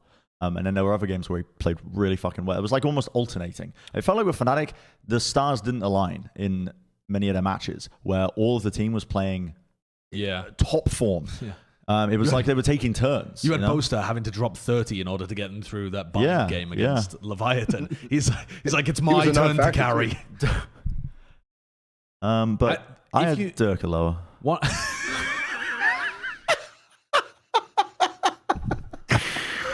I'm so confused as to how this has happened. Will there be a player that is accurate? I don't know. This game was unbelievable levels from Durka. If you take this game out of the running, Durka had a very modest performance at this event. It wasn't up to his level at all. I don't think he should be dragged down into the depths because of that, though, because we've seen him pop off at the previous Reykjavik. We've seen him go crazy at Champions, and unfortunately didn't get an opportunity to play at this Reykjavik. But he's done it before in the past. I think that is a blip. And he's done it online as well. That's the other thing. His online performances have all been pretty spectacular this year. So I think he still deserves a spot. I hope we don't knock him down even further. I hope he's able to actually live up to that and showcase the battle that we all wanted of the Durka, yay, who's the best in the world? It just didn't happen at Copenhagen. They both had their slip-ups at different times. Yeah, absolutely. Anything else on Durka? Or shall we move on? Oh, really? I'm thinking about what the top 3 is now. I think it's pretty clear, but I'm a couple misses so far, I think, from the top 10. Well, maybe the miss is coming up right now. Number 3. Forsaken in number 3. Outstanding talent and a hive mind connection with the rest of his team. Champs will be Forsaken's tournament. Brennon Hook. I had him higher. So discrepancies being found here, but this guy is a fucking freak when he plays Jet. He is the literal spearhead for this team in terms of them having impact in rounds. He plays the cool shit for them when they play these wacky neon comps as well. And a large portion of it just wouldn't work if he wasn't an absolute demon. And yeah, we're going into, I think, a meta where you're really going to start to see as well some of the roles where he's more comfortable on. Shine. This guy, I'm expecting big things of Forsaken. But I mean, I've already been saying that the whole episode, I think, with relation to where I think Paper X might be. Yeah. This is, I think, yeah. I mean, I had him a little bit lower than this, but makes sense to me. Makes sense to me. I mean, just one of the god duelists of the game currently, and the critical piece of Paper X's entire approach just simply doesn't work. I mean, it's just, yeah, it's hard to imagine it working without a player like him, and he's the only player like him. I mean, there's no other player in the world that makes the Yoru work. Not that they necessarily need the Yoru to be good on like Bind or anything, but you know, to play some of the comps that they do and everything. I mean, he's just one of a kind. He was ranked number 6 for us in Copenhagen, so he has moved up the list, which does make sense given that Paper X had such a deep run. I had him a lot lower than this. Me too. I had him a lot lower than this. Not outside of the top 10. I had him in the 10th position. Okay. But that is, in context of this, a lot lower. And the reason that I did is because when you think about how Paper X works, you are correct in saying that Forsaken's the tip of the spear, etc., etc. And I think you're accurate as well in that there's not many players out there that could do it as well as Forsaken. But also, Forsaken gets the entirety of the strats built around him in almost every map. It doesn't matter whether he's playing as the tip of the spear or the chamber lurk when they play Ascent and Haven. He's having strats built around him finding timings or him getting opening duels. And for all of the resources that are poured into him, he doesn't actually produce much more than other top tier duelist players. He's not gapping other duelist players that are in his similar role, despite the amount of resources and the entire thing being built around him. I think he's an extremely good player, but I think he's not actually the most crucial piece of the puzzle. I think it is possible that if you put another really top player into the strats, that they might be able to pull it off in a similar method. I think about what he was doing at Copenhagen, where he was being set up perfectly by Benkai and the rest of the team to get on these chamber lurks, and yet he's still, over pushing and dying and messing it up. Or when he's taking fights and the style that he plays is being empowered to the max. Yeah. But he still couldn't find value against a team that was, admittedly, hard countering him in the finals. Stuff like, the FPX bind, and they weren't comfortable running the Yoru in one of their previous games on bind as well. I think Forsaken's a great player. But I don't think he's a stats Steven. It's not about the stats Steven. It's about, I don't think Forsaken is... I don't think he's making the best decision. I don't think he's gapping other people when he's playing like the brain role on Chamber. I think other people could play that role better than him, actually, when he's in that role. And when he's the tip of the spear, no one else plays like him. You're absolutely right there.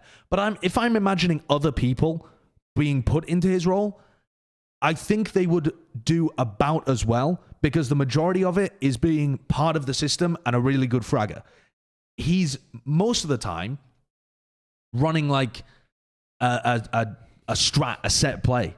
It's not having to rely on him being. But if you're comparing him to nuts. other players who are playing his role, a lot of those teams are not going to have a secondary heavy hitter in the form of Jing.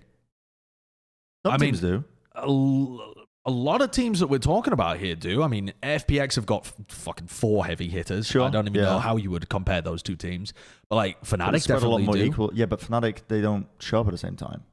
They have done online. Recently. They didn't do it at Copenhagen, but they have done every time that they've played online. But I think when isn't that an argument for Jing being incredible? Oh, well, he's on my list. Okay, he's up there in my number one. Fucking shit, he's on your list. I'll tell you right now. I think if you're just purely comparing Forsaken, I understand your point. I think you've got valid points. I think Josh is being an eye test Earl. I don't think that's a Sure, no, it is. You can't downplay the eye test by calling me an eye test Earl. I'm not trying to. That does make it sound like I'm downplaying it.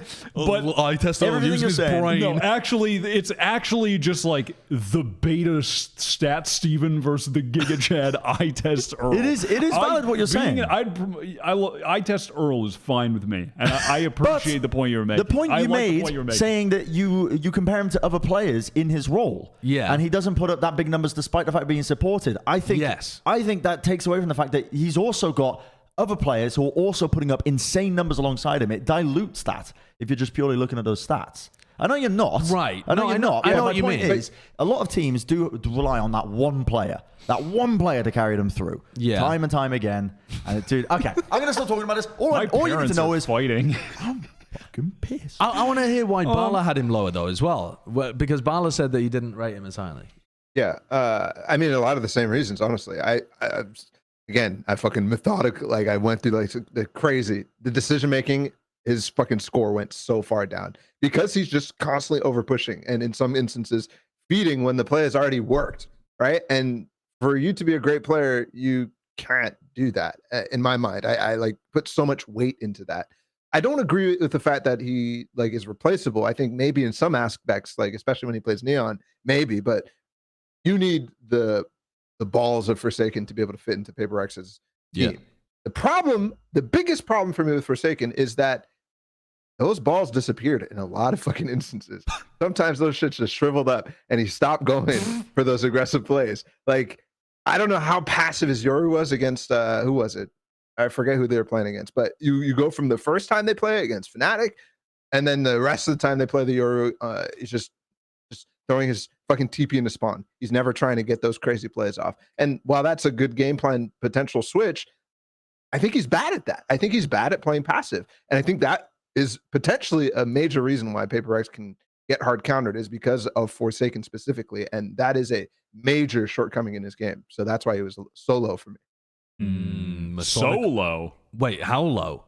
Not lower than you. You're fucking 8th. Hey, okay. Yeah, so even the people that are lowest on Forsaken still have him well within the top 10. I have him in my top 10, but course. lower than this as well. Right. But That's reasonable. I don't want this to be like a Forsaken's a bad player. He isn't. No. He isn't at all. But yeah. I mean, Mimi must have him at like number 1 or 2 or something as well. But we'll see. Yeah, we'll see. We'll see. It'll be nice to make fun of Mimi while she's not here to defend herself and we blame her for all of the list shortcomings. All right, number 2. Number 2 is in Forsaken has 2 balls. We're talking a lot about the ball. It's Jing. If Forsaken goes crazy, Jing goes dumb stupid. Dump stupid. Did I write dumb? No, that's Balla. Well, you both wrote the same thing? What? No, I thought I wrote that. Jing goes. That does sound like a Bren comment. I did typo, so maybe that made you think a little bit. He goes dump stupid. He was rated 11th for Copenhagen, but he went dump at he went dump at Copenhagen, and now he's a number 2. When we did ahead of Forsaken. When we did our top 20 for Copenhagen, I said I was underrating him at 6th. Do you have him at 2 this time? I have him at Lower or higher? higher. Higher. You both have him at number 1. Really? Josh and I are fucking brain melding, bro. Like literally every single player we ranked perfectly. Perfectly according to only us. Have him is at the number caveat. 1. Yeah. Shall I tell you why? Because he dumpsters people. I Because mean, even when he's his team a fucking god. even bro. when his team is losing, he destroys because he can make stuff work that no one else can. He when he takes bad fights, they look like good fights because he's so skilled. And I think what's so impressive to me about Jing, and I said this the last time we made a top 20, is so many of the resources in Paper X go to Forsaken. And what the resource that Jing is using is Forsaken making space for him. And Jing uses that space superbly. I mean, he follows up that Forsaken space creation and just hits every shot. And he doesn't overfit. It looks like he should overface and feed, but he just wins. He just wins. He doesn't overfit. He's just chasing his ace. Well, yeah, he's just chasing it. But the thing is, he backed up too in that clip, so it's like also a good play too. if Jing was if Jing had ever had a map where he started feeding, I would be scolding him. But at this point, it feels like he hasn't met an opposition that can shut him down. The PaperX has. PaperX can be shut down. In the finals against FPX, even on maps where not even on maps where they got dominated, because the 13-3, it's pretty difficult to do well. But in the series overall, Jing was still a freak. In this tournament, Jing was incredible. In the previous tournament, Jing was incredible. He just looks like he's better than even the people who are the best in the game. He just looks crazy. I have him the number one position off the back of that. I couldn't last event because he'd only done one LAN, but back-to-back LAN events being like one of the best performers you possibly have, and the fact that the other number one performers of Ye and Durka, like the other people in contention, didn't have great events recently. Get the fuck into the number one position, Jing. I'm not mad at it. Also had COVID. Yeah, COVID, and he was popping off. I'm not mad at it. Happy with this, but is it higher or lower? Exactly where I want Jing. This is exactly where I want him. Now who the fuck? I mean, number one's got to be. What do you mean? Who's number one? There's only one player left. There's many players missing off my top 10. It's FNS. Number one. Who do we got? Who do we got?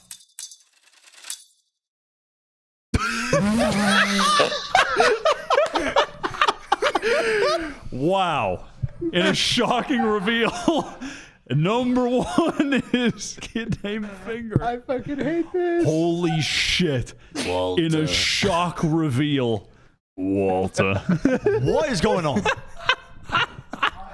This is what we revealed, Brent. We've been trolling you this entire time, bro. The entire time. Yeah, you remember when we did the agent ranking? Y'all didn't have Mike at number one. I was the only one. It's Ye. Here's my quote. Ye is still the best. Haters out. that's my quote for Ye. Because I still think he's the best. And I've had enough of the haters, too. Okay. Mm-hmm. I like Ye. All your quotes sound like fucking Power Ranger intros, bro. Like they jump on the screen. Out. Dude, Ye still really good. Yeah. And he was, I don't he was agree. still really good at Copenhagen too. People's argument will be he didn't have a good tournament at Copenhagen because they're thinking of that the beginning of it. But my God, the fucking bounce back that this guy had was just impeccable. There's no player that strives to the level of perfection that Ye does, I feel like, to the same extent that he does. There are players that obviously try to play perfectly. There's players that obviously everyone's trying to improve if you're a pro player at this level. But Ye is just, he's driven by some fucking some unholy deity behind him. He was like, it's not a deity. He was possessed as an infant, and he is El Diablo in the flesh, man. The guy's demonic. He had an incredible bounce back in his form. Now I had him lower again, but not much lower. Yeah. Yep. Yeah. He really is like fucking Johnny Blaze. Just made a deal with the devil. But now he just games. What did you say, Josh? His playoffs performance was nasty. Really nasty. I mean, if you only look at what he did in the playoffs, he was really good. He was Ye. Yeah. He just had a slow beginning to the tournament, and it was a bit rough. But once he got to the games that really matter in the playoffs, he played as well as his previous events. Yeah. And anybody that has him outside of, like a top 3 kind of placement is way overreacting to a bad group stage, I think. I agree. Yeah. I agree. For me, it's just the consistency. The consistency has just been there for so damn long. So I had him. This is where I had him. I put Ye at number 1. I had my number 1 pick. I gave Ye number 2 specifically. Just number 1, chamber nerf. Not chamber nerf, but my internal brain chamber nerf, where I just don't think that he's in the position to be able to make consistently great player plays. The play has to come to him, and that sucks for a great player. But he's still, like you said, he is striving for mechanical perfection. He's striving for so much, but there's just not that much more to go for when you're playing chamber. Meanwhile, Jing, like Josh was kind of talking about, this guy understands timing like no other. And so I've never seen a player like that. He consistently, that steal video that's like, if you get kills, but it's a bad play. Make sure you think of it as a bad play. Jing makes me completely think the opposite of that. Every time I see him jump through a smoke, I'm like, that was a bad play, but it worked again, and it worked again, and it worked again. It's 80% of the time it's working. I'm like, dude, there's something else that he understands. And you were talking about it, Josh. It's like the understanding of the spatial awareness or whatever, but there's something else. I think Ye at times has showcased a similar skill as well, actually. When you think about like how good Optic used to be on Haven, I think on their attack side, part of that was doing the same thing where they would load resources into Victor and Victor would just in there and just his job is to just tie everyone up in a big bundle at the back of the side and Ye can just stroll on in and kill everybody. And that I think is a similar kind of dynamic to what was working and has been working incredibly well for Paper Rex. But there are times where I think I agree with you, Balla, where Ye isn't being set up to succeed in the same way.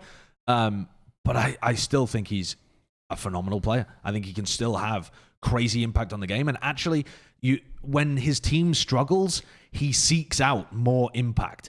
He has an awareness of, I need to hard carry this game. If you watch him on those, you remember those few Icebox games where his team was just falling to pieces around him. He was hunting for impact, going all over the place, trying to hard carry. So I think Ye can do that when it's required of him. Which was a big difference between him and Durka at Copenhagen. Durka was just letting the game fall away, like sitting in bind showers, right? Cool. Whereas Ye is the guy who will swap consistently, trying to exactly read where players are going, rather than just blindly going with whatever the setup is. You know? Yeah. All right, let's take a look at our top 20 lists overall. You want to start with Mimi? Let's start with Mimi. Yes. Okay. Yes. Yes, I do. Let's start with Mimi. Oh, the aggregate list. Oh, yeah, let's look at the sure. full aggregate list. Okay. So we've seen the top 10. We know what that is. But now let's go down to 11. Number 11, we have Ospos. Yeah, and we have like the score differential. This was exactly my top 10 as well, just in a slightly different order. Just kind of bonkers. It was almost mine. No, I had Sugar Zero in my top 10. That's the only difference. Really? It was almost mine. I had Ospos in my top 10. Yeah. Dude, Kang. I had Ospos really high, actually. Kang 12. After Yeah, Ospos, it's quite a crazy. drop-off, though. Should be way It's higher. 52 points for Ospos. For reference, so people kind of see where we're at. Like, number 9 was Scream with 61. Alphier, number 10 with 60. Ospos, number 11 with 52. And then the next is Can with 39. So there's a bit of a drop between 11 and 12. What's interesting about that as well, there is quite a drop between 10 and 11 even. Like, that's a full 8-point difference compared to only 1 point between 10 and 9. That indicates like a decent consensus of what the top 10 looks like. Yeah. I want to talk about Can though for a second, because if we've got him in the top 20, which is what we normally talk about, top 20 players or whatever. We just do the top 10 on this show. But Yeah. Can is a player that I feel is impossible to rate because he's just obliterating everybody in the, like, I guess you could call it like tier 1.5, where he's only played against the LCQ teams, not the You teams just that call are it already... tier 2. It's Korea and yeah. But they... I mean, he smoked them. I mean, even North Eption, who made it to a previous international event, it just got smoked.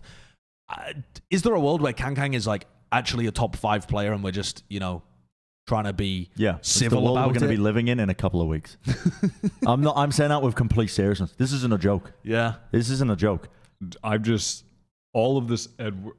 And I say all of this Edward Gaming like it's tons of people. It's just it's a very vocal group. It is. And I loved doing the co-streams for Edward Gaming late at night because I had that vocal group in my chat, and it's the amount of how did you describe it previously?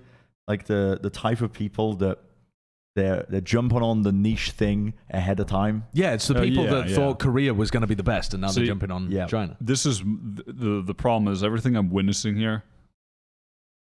I've been there before. Who have you been there before with? I remember what it was like to believe in North Eption. North Eption? No, this is not like North Eption. This is not the same. This is like watching Paper Rex, but sloppier, but with crazy talent. I think Can. I think that whole team is a dangerous upset team. But what's getting me is they absolutely diffed everyone who wasn't the star player on those teams in LCQ. I mean, Meteor hung on, and everybody else just got pounded into the dust. I mean, that includes Zenfu as well, who was playing well against the other teams. So if we're talking about only that caliber of player being able to match up skill-wise against the EDG players, we're talking about, like, you know, the players in the top 20 of champions are going to be able to hang on, and some of the others are going to struggle.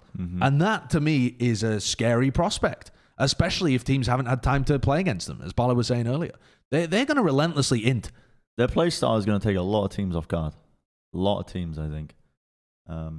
Dude, I'm actually a bit annoyed. I saw that list, 10 points for Sadak with the aggregate. Well, let's keep going down a little bit. So in number 13, we had. Could you go up a little, Kurt, just so I can, for the audio's sake. In number 13, we had Cryo, 14 Zekin, 15 Sugar Zero, 16 Mako, 17 Mind Freak, and then who do we have after that? Yampy, Asuna, Derek, Kesnet.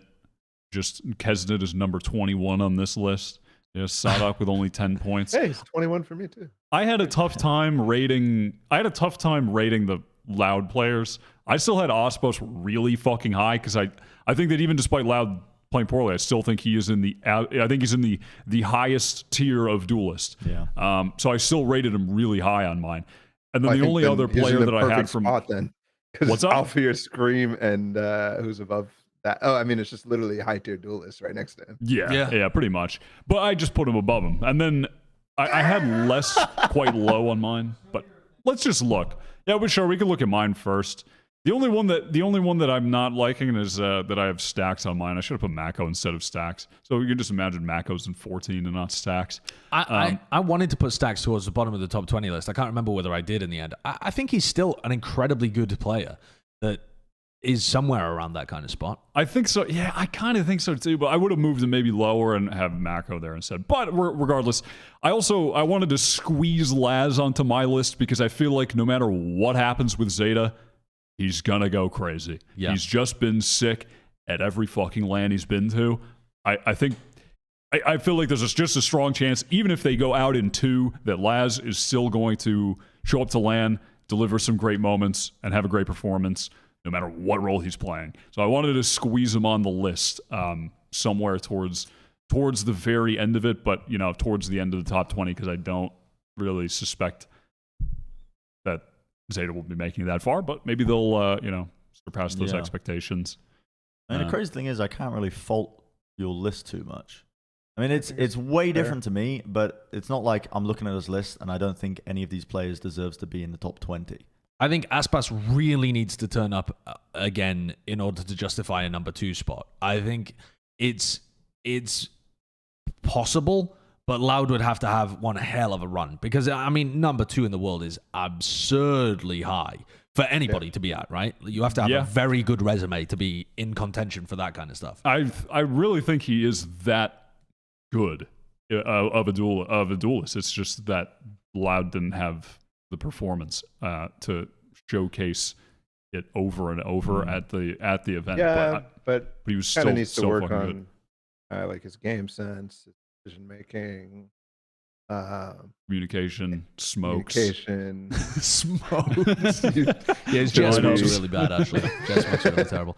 I think the Mind Freak recency bias has slipped into everybody's list apart from mine. I stand strong against the Mind Freak. That concerned me too.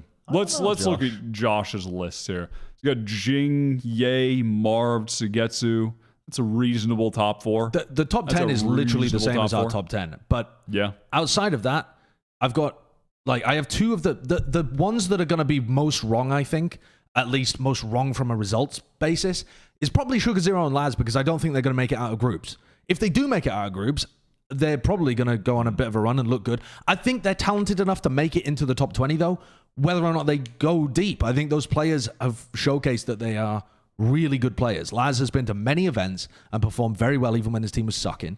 And Sugar Zero is one of the best smokes players we have here. I've rated him 3rd on this list behind Mako. But Scream at 6 so far. I think Scream's nasty. And when we talked about him, I think he can move up as well. Yeah, I've underrated Kang deliberately because I didn't want to hop on the hype train. Don't attract the Same. ire. Same. Yeah, Don't I very attract the ire. deliberately might rated be him great, down. but they might. I didn't put any Edward Gaming players on my list, and listen, they might be fucking great. But I also really wanted to put nobody on the list. Scares me. Instead of Asuna at 20. I was thinking between really Asuna, rated Stacks, and Nobody. Nobody is fantastic, but he hasn't showcased it at a big event against top competition yet. So if I was to do this list at the end of Champions, I expect it will probably have far more, maybe not far more, but at least another EDG player on it. Because to me, Nobody is in contention for one of those slots. But when you weigh it up, Nobody and Stacks has showcased it at multiple international events. Nobody looks arguably better, but I think Stacks would have looked the same had he played in that LCQ, because DRX would have rolled everybody too. All right. Yeah. Who do we want to? No faults with your list. Thumbs up, Josh. Very nice. Who are we looking at? Mimi. Let's look at We Mimi. got to see Mimis. We have to see Mimis. What has Mimi gone and done here? Okay, Yay number Yay. 1, Jing Jing. number 2, Artist number 3, I like Xiao it. number 4, Alfie number 5, and this is where we get fucking wacky. Can at number 6. Kankan number 6. Ahead of Forsaken, Durka, Wait, Scream, Jing at number Auspice. 2 and Jing at number Jing 11. Did she add For those wondering, I did not count the points twice for Okay, Jing thanks. on Mimi's list. What did you even do with this? Did you just leave out the number 11? Yeah, I just didn't add those points. That's Mimi's done this in a stupor. So we have Jing at number 2 and 11. Second on the list at 12. I think it's Melser at 19 is interesting.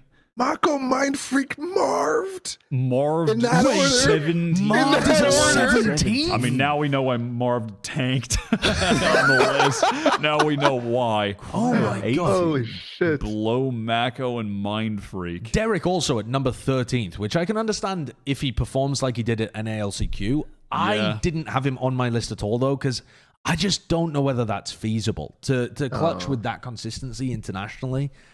I don't see it happening. It'd be is fucking a land awesome if he demon, did, though. though. I put I Austin and believe he's going Derek. to be a land demon. You think he's Yeah. going to be a demon? I mean, he's got the right attitude, I think, to be a demon. Exactly. Got the maturity. Yeah. I put Austin and Derek on my list. It's kind of as like a predictive. I guess I just have them going through their group. I think they're going to go through the group, and I think if that ends up being the case, I imagine Austin and Derek will be crucial parts of that. I want to think point out as Austin well. was just insane in LCQ, so I think it's Yeah. fair to try to leave. He was the only 100 Thieves guy who I got in that list as well, and I think he was close to 18th for me. So Yeah. very close. But his stats and his play throughout all of LCQ was so fucking consistent that I had to put him in.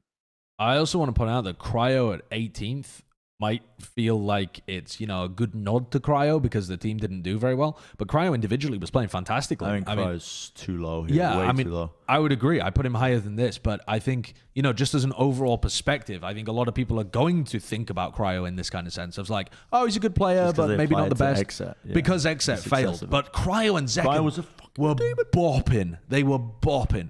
So I think they should be, there should be a lot of respect on Cryo and Zekin heading into champs, I think. Mm-hmm. Let's see. Not that crazy, though, apart from Jing twice.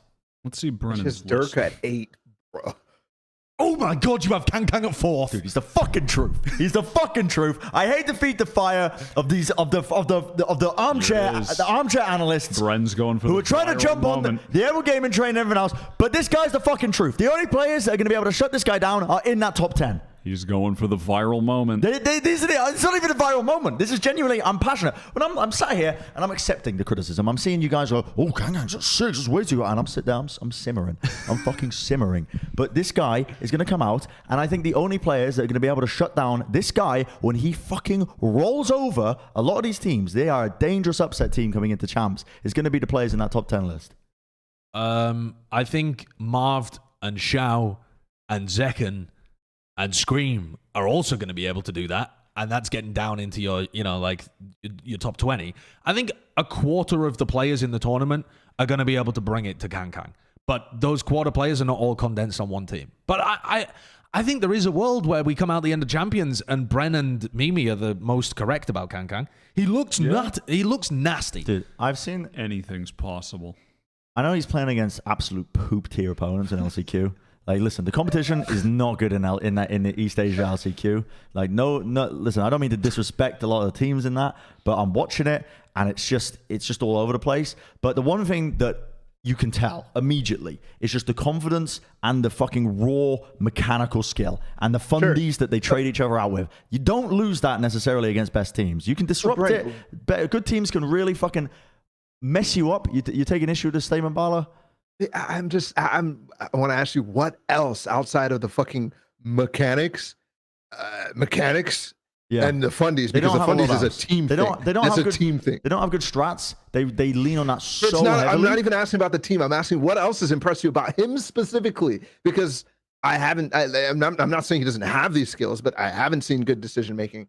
I've seen playmaking in the sense that he can frag, but is he going to be the guy who like saves a fucking lost round? Because of absolutely, he's a crazy player in terms of he creates a ton of space for them when he's playing a chamber. He will actively push and do dumb plays, the quote unquote dumb plays that Jing makes look good plays. I'm not comparing him to Jing in the same capacity, but he will make those plays. And Edward Gaming are not the kind of team where they're going to waste that space that he has bought. That space does not get wasted. It gets traded out. It gets played off of. Life will fucking spray down 2 players and look like Trent in prime form. Like fucking nobody will be picking the most impeccable of timing. This guy is such a smart initiator player. He will pick a good timing as well to play off of a lot of what gets made by Kang. And I think this team, they don't have a lot going for them in terms of the strategy, but this is not the fucking top 20 strategy list. This is my top 20 players in terms of their fucking raw ability, and Kang is near the fucking top. It's going to take a top player to put this guy down.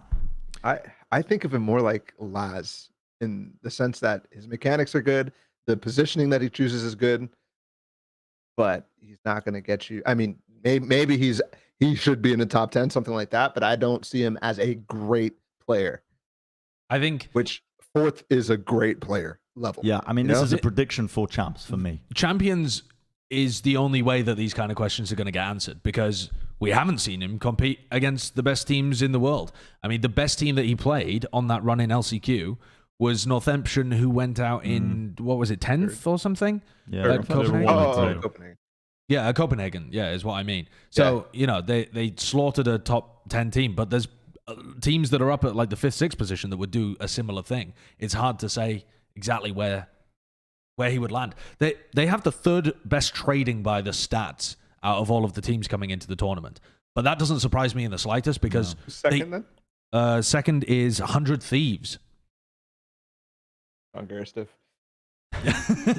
So I think but it's a very different style. FPX and 100 Thieves are like, hold angles for each other, slowly take space, that kind of thing. These guys are just, they're running help defense all the time. One player takes a fight, the other sprints away from their position to try and go and help them. And I think they leave a lot of holes in their game, but no one can exploit it because they can't make decisions as quickly as EDG do. Yeah, but that will happen, I think, at International. They're going to get so fucking exploited. Guys, I'm sorry, but this hype trend is fucking crazy. If you think about, like, comparing their style to Paper X, and it's like, what the fuck? These executes that they throw are ass. Like, they're so bad, bro. Like, they're not good. They're not a good team. Good utility by nobody or whatever initiator. Dude, these fucking executes are ass. Oftentimes there's a guy in like a turret spot where he's just like gonna fucking sit there, and you have to clear him out with utility, and if you don't, then he's gonna get a kill. But they kill that guy because they're playing an East Asia LCQ. That's not gonna happen, bro. If you fucking leave gaps in your execute, sorry, but the turret is yay. I disagree. Dude, I hate to bring it back to one of my favorite quotes from Bren, but everyone's got a fucking plan until you get your head ripped off by a Vandal. And they are the definition of that kind of team. It doesn't matter about the holes in their game plan, because it will be a case of you will see some miraculous shit, like somebody has been gifted by God with a spray transfer out of nowhere. I don't want to keep going on about it, because I've made my case. No. Made my case. Fine. That's going to happen, but they're still going to lose.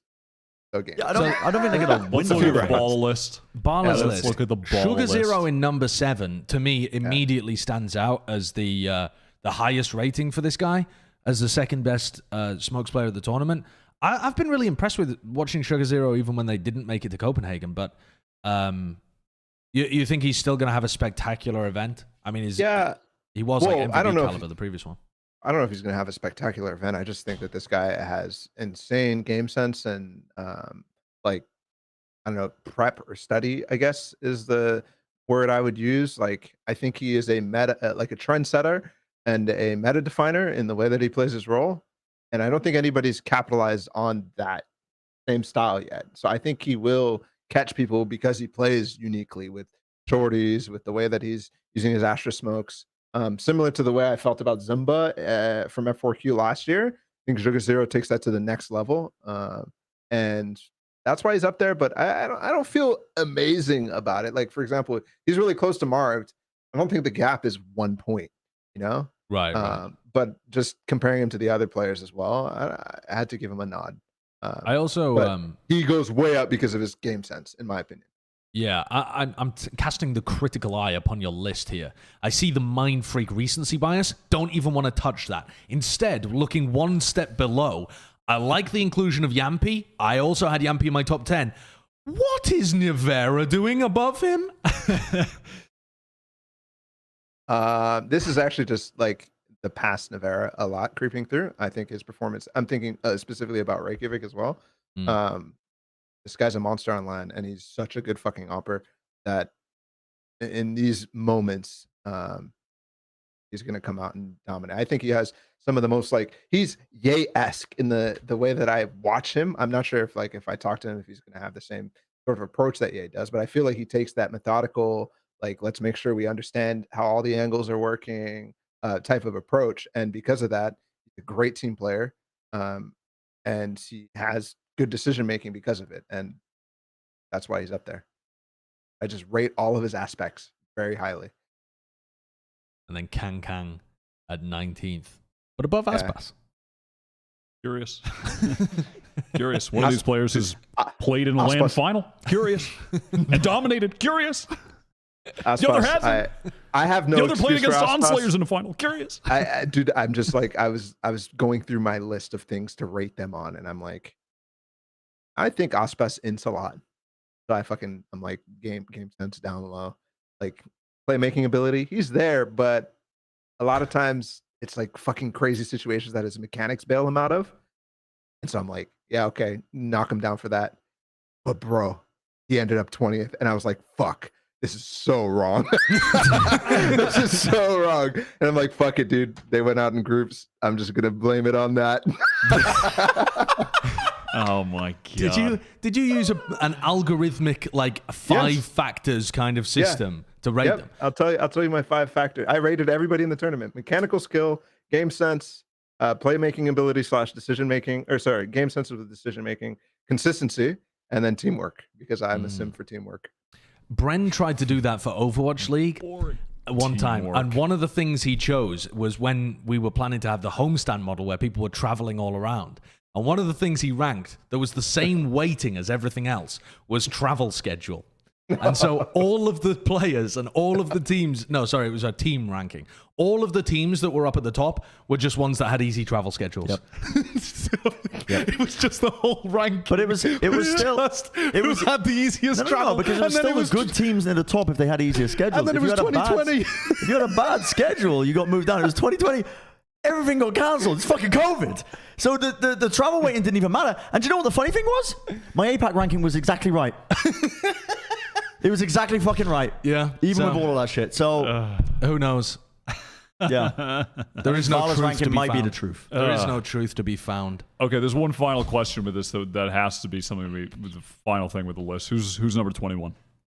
As in the player that we're gonna who's the player that is being underrated?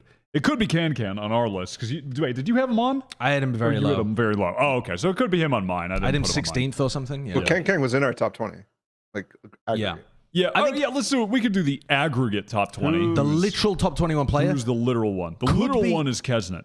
It could be nobody. I think we've got Derek at 19. I was pretty surprised that nobody really had Sadhack in their lists. I think if you go... because Asuna and Derek are tied, or is it? Oh, it's not. It's just missing. If Loud go on the Revenge Tour, it could be any not Aspas player. Yeah. Yeah, could be.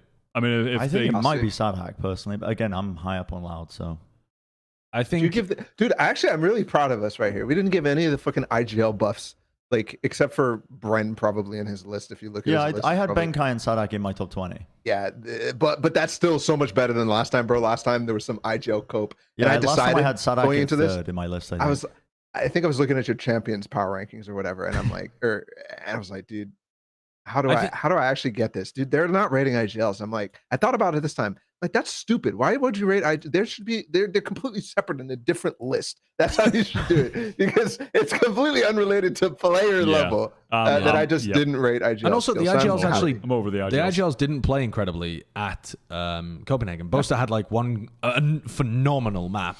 Benkai didn't play as well as he did online. Sadak still played well, but the team just bombed out. So, I mean, how are you going to rate that? I guess FNS is playing all right, but not enough to get on a list like this. But yeah. But I think the top 20 could be any player from Loud. I think it's possible. If they go on the run and even just make like top 4, literally whoever is the other player that stepped up for them could be the top 21. Yeah, I think anyone from Xerxia. I mean, Surf, Scary. No, I don't think any of us had any Xerxia players, which I'm sure. Fox was tied for my top 21, surprisingly. Yeah. Not Scary or Surf. I think also the top 21 thing is usually someone that goes really deep in the tournament that's like that people rate because they went super deep. Yeah. So I think on it. Like Zipan could be a shout if FPX go deep again and people are like, how the hell don't you have him on the list? He's really good because he did play well. None of us had FNS, right? No. I think FNS might be a shout. If you see Optic go on a tear, like, he's been having good tournaments, FNS, this year. Like every single, Reykjavik and Copenhagen, he's been performing really well individually. Yeah, better than he has been in the past. Yes, yeah. not like not like he's a star player for the team or anything like that. But yeah, he's been playing well. Yeah. I think also Mystic and Enzo both played pretty poorly at Copenhagen, and I think if either of them play like they do online, or like Enzo did at Reykjavik when he was playing as a sub, then you might see those two guys. Well, also that up. game against fucking Leviathan. Right, Enzo went up so many points in my book just because of that game. Yes, the crazy clutches that he was pulling off on bind. Yeah. Also, you know who if 100 Thieves do go on a run, I think Bang could be the top 21 player. Yes, absolutely. Actually, if they go on a bit of a run, make it out of their group, I think that's. Dude, what if we go to LAN and Will is a LANimal? Dude, if you're living.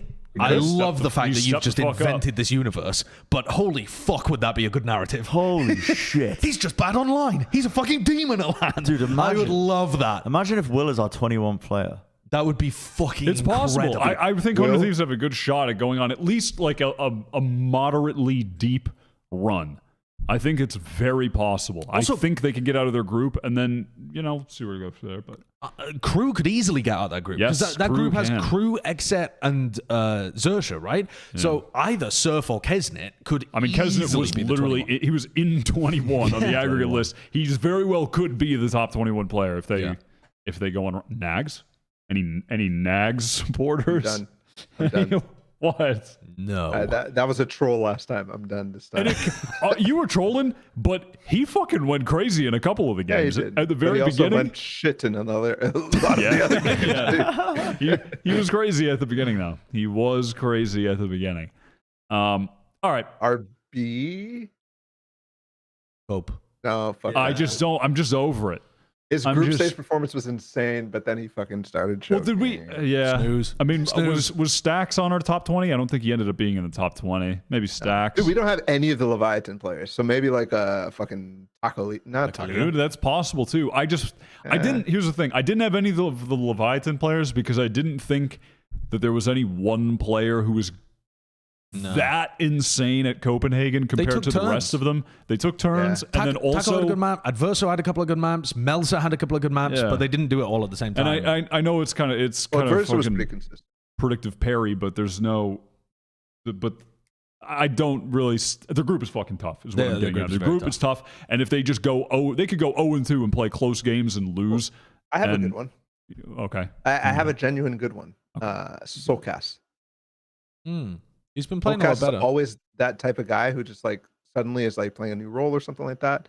and he just fucking pops off, and he's just like, everybody's like, this guy should be dropped before the tournament. And they're like, wow, this guy's actually good. Wait, what a second. Like, that was the Reykjavik story. Yeah. And yeah, I think he delivered. Yeah, I can't remember how he played at Champs. His first performance at LAN was pretty poor. I can't remember what his Champs performance was like. And then this year, Reykjavik, he was pretty decent. Sadly, all I remember is the vanity knife. Yeah, I mean, that was from the first Reykjavik. That's all I remember from the first Reykjavik. Yeah, that is the only thing showcases I remember. how much one moment can stick in people's heads. Yeah, I mean, absolutely. that is... Yeah. That is all I remember from the entirety of that. All right. Let's move on. Champions aside, there was some other big news this week. Nats no longer with Mech. It's over. The Balla, did you shed a tear? Did you cry? I did. Go on a I long fucking- walk.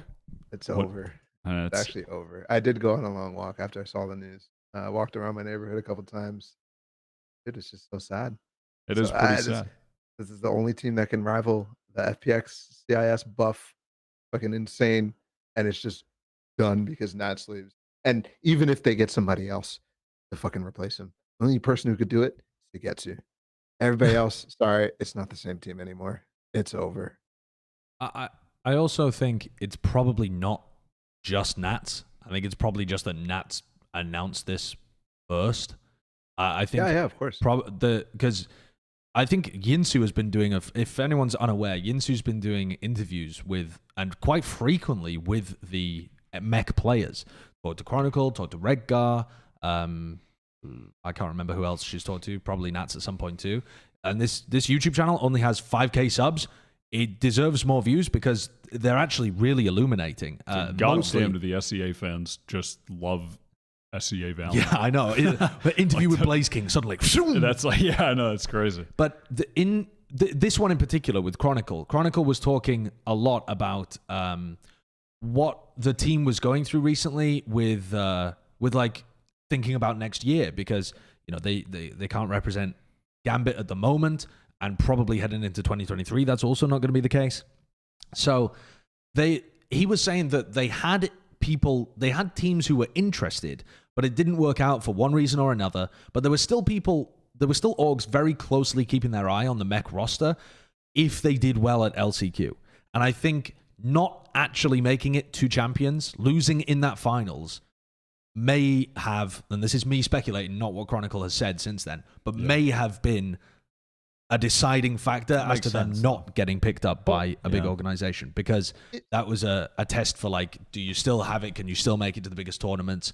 Are you still one of the best teams, or should you get scattered and picked up as free agents? In that interview, one of the goals for the team staying together for Chronicle that he stated was, he said, if we make it to champions, Yes. we'll probably stay together. Yeah. So that to me indicates that was really behind the scenes something they were talking about. Yes.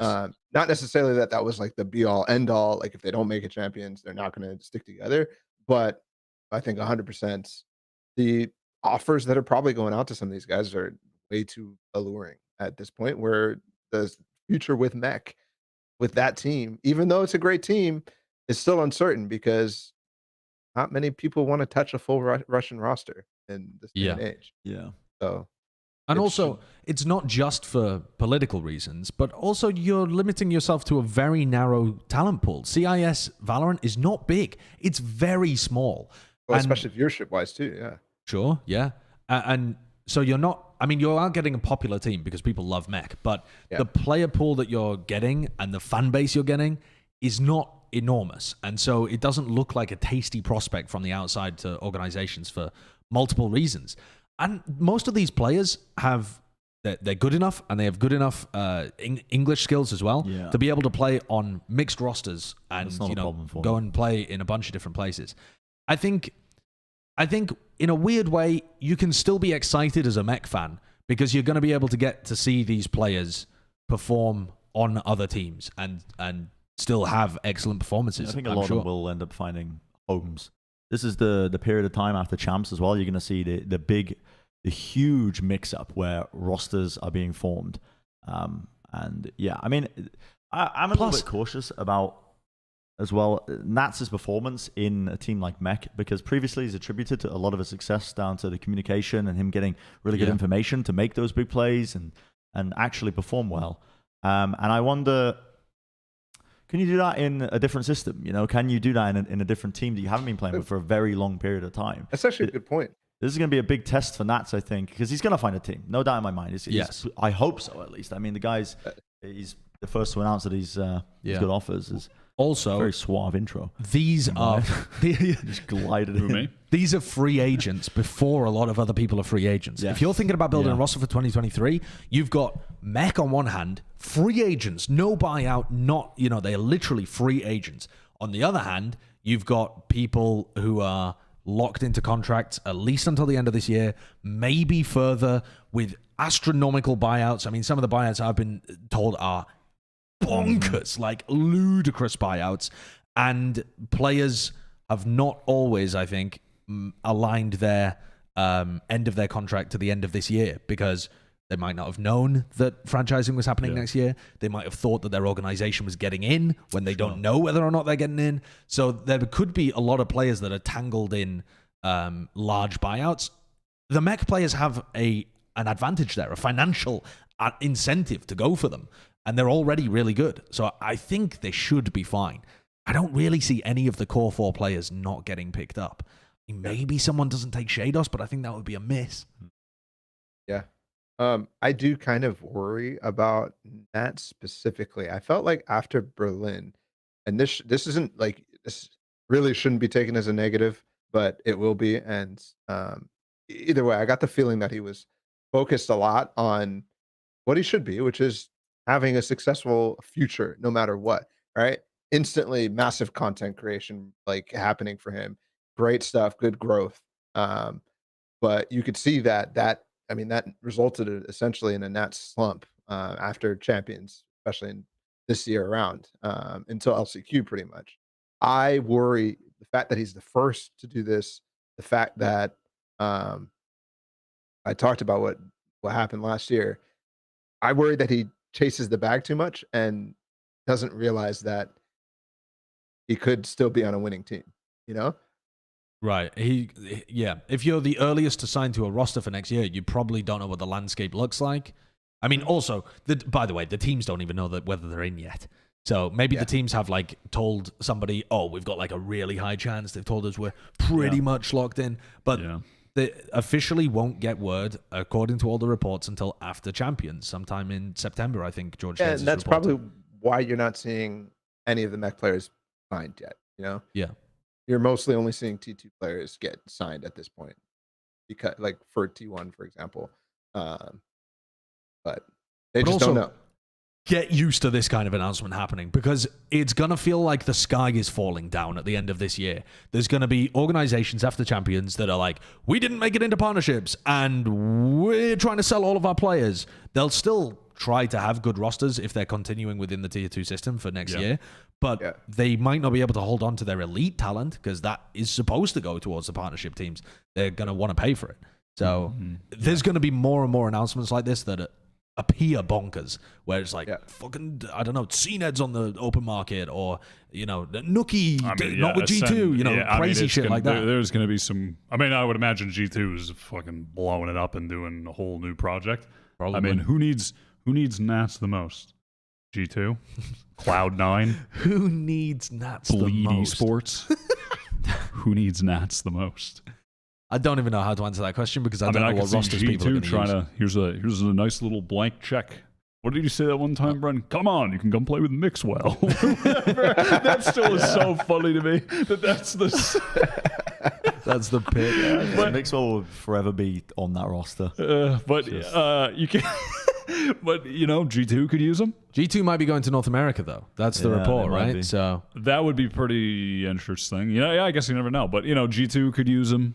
I think I wasn't even joking. Like, if you're like Cloud9 or something, fuck it. DRX needs some fucking bad, bro. DRX. DRX. What? Everybody needs Nats. Let's be honest here. It's fucking Nats. He's the guy who you actually could say they have Nats when talking about a team, right? Yeah, South Korea is pretty close to Russia. So. Yeah, it borders Russia. Yeah. Well, not South Korea. There were but Russian players playing in East Asia LCQ, so I mean, I Yeah. don't know. They what they need to do is for the Oceanic team, they need to get Redgar, Chronicle, Nats, and then just 2 Oceanic players and just create that roster. Yep. Just get fucking Crunchy. Yeah. That guy's good. Yeah. Crunchy's a good omen. Mm-hmm. Redgar, sorry, you got to switch your role, but Yeah. that's fine. Okay, you can play KO. It's fine. Yeah, exactly. Or Reyna. You can play Reyna and Jet again. Just on every map, not just Haven. I think the person that's the most, like, not screwed by this, but the person that's going to be most overlooked is probably JD. JD had just started playing well, I think, with Mech after a bit of a slow start. JD's been a good player. I think he has a lot of promise. I don't think he's going to be top of the list. I don't think he's going to be top of the list for partnerships next year when, you know, people like these guys are free agents. I think JD might get overlooked a little bit and be one of the best players in Tier 2 next year. Honestly, I don't see JD getting picked up unless somebody's actually making a Russian-speaking roster. Sure. Yeah? Yeah, it seems like it's probably going to be in the Tier 2 circuit, I would imagine. Which isn't necessarily a bad thing. I mean, Warzone or whatever. but yeah, I mean, Chronicle speaks pretty good English as well. I mean, he's doing, like, he could. Yeah. Those are the players that I don't know. You could definitely see some of the big NA teams taking a chance. Fuck it, Sentinels bringing. I meant the Nats. game, by the way, I mean- just to clear that out. What? Warzone, the game, is what JD was playing. Just to Yeah. I see. Yeah, I good clarification just in case, but yes. All right, is that it for Nats? We're not going to talk about. I don't know. Oh, Is it's there not anything else? bro. Is that it? Any I think that's emergency it. news? Unless is there any? I don't know if there's emergency news. Oh, you know what we didn't talk about? You guys. Bandit T1. No, we're saving that for guys. If you want to hear about Bandit T1, we'll talk about that next week. No, guys, we didn't talk about the champion videos. We didn't talk. We didn't talk about Tarek when he comes in. He's like, Dude, that was sweet. "You That was a can good be video. Didn't talk about champion." Balla. Balla I forgot what he said. hosted the thing. Oh, yeah, he isn't opens it. Yeah, Balla and Pansy. Balla walking. Why to watch? Why should you watch? What was your line? I forgot. My line was simple: to be a champion. Oh, right, yeah. And then, so they dropped that video, and then they put out the music video with all the players with their relations. Yeah. I think very cool. I think it's kind of scummy that the second line has to reference simple in order to get any views. Like even Valorant can't get past CS:GO's best player. It's fucking gross. That was terrible. Actual Holy fucking fuck. dad joke. Oh. Do you guys that makes like me the video? uncomfortable. I'm fucking twiddling in my chair now. It was. I've been waiting for a long time for the Valorant team to go from creating super cool stuff to stuff that is really cool, but also fits their community that's grown. You know, like the people involved and the players involved and that kind of stuff. Yeah. And I feel like this event is the tipping point where you get that like League of Legends mythology and all of the opening music videos and stuff. That's what this is. The first step towards creating. Super dope. And I think again with that, like, you know, teaser video, having Tarek be at the end of it and integrating the casters at the beginning and all of these different people, like the Japanese guy that runs the co-streams, whose name unfortunately I can't remember at this point, but you know, they had tons of different people Yeah, like involved different in that. content creators in that video as well. And literally advertising co-streamers as well, you know? Like the guy is co-streaming during the video. That to me is excellent marketing, where you're taking the cool element of all the stuff you can do artwork wise and theme wise and the feel, and then you're putting all of the authentic original community feeling into it too. I think it's fucking great. Yeah, I loved it. It was pretty awesome. They also in the patch they changed Pearl. Did you guys see that? So now it's like all champion-y in the spawn. At the spawn. I thought you meant balance changes. It's Like, pretty. what? It's pretty sweet. If you want to show that after this video, Kurt. I know that's on Reddit. Somewhere. So that's pretty cool. Yeah, They also integrated a lot of the game changers players into this video. stuff too. Yeah. You know, Oh, Mel had a sure. line like change the game yourself or whatever. They integrated That it was in back the into music like video, I think, as well. yeah, and Mel was in the music video along with a bunch of other game changers players actually too. Sorry. Oh, could you show the Pearl thing? It's just kind of cool. You want to show that on If you're Reddit? looking for it, it's on Yeti's Twitter. Yeah, they've done that kind of stuff in the past where they advertise events, but I don't think they've ever done anything this big, have they? Where it's like huge, Yeah, this hilarious. is like This is a large. throne, bro. Yeah, because on the previous ones, bless you, Bren. On the previous ones, it was like the billboards, but this is even more. They've gone extra with it, and it's a cool little. Last year they snuck the trophy into like the fucking land center on Split. This time it's like front and center. Everybody. Yeah. It's They pretty sweet. This is actually what the LAN is going to look like. This is they're holding it in an outdoor underwater amphitheater where you can. They're going to do a Fortnite thing as well, where you load into Pearl and you're not allowed to shoot anybody. You just have to go and watch the game that's happening. Nice. Dude, I loaded up Fortnite and fucking watched Dragon Ball Super in the fucking game. Crazy. Valorant, step your game up. Anyway. Dude, there was a leak. Emotes coming soon. Pretty soon you're gonna be fucking hitting the gritty and game if you get an ace. Crazy. Really? Yeah, there's gonna be emotes soon. Yeah, there was. Literally, you can only leak do a about it. pre-round and whatever. Yeah, Yeah, be pre-round, pre-round, post-round. whatever. only. And it's it'll probably start like everything's cool, but then it'll slowly, hopefully, develop into just silliness. Yeah. I like this.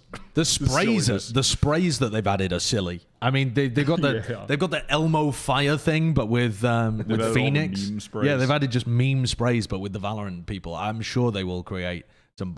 I'd love it if they just, when people have the bubbles all over the suit because they're getting what's it called, motion mapping or something that they use for CGI. Just shove Boaster in a bubble suit and have him do his BTS dance moves and just put that in the game as the first emote. That would be so incredible. All right. But if they already are, huh? It's already happened. Weekly award. The last topic. This trophy before. Wyatt's weekly award. But who's getting it this time?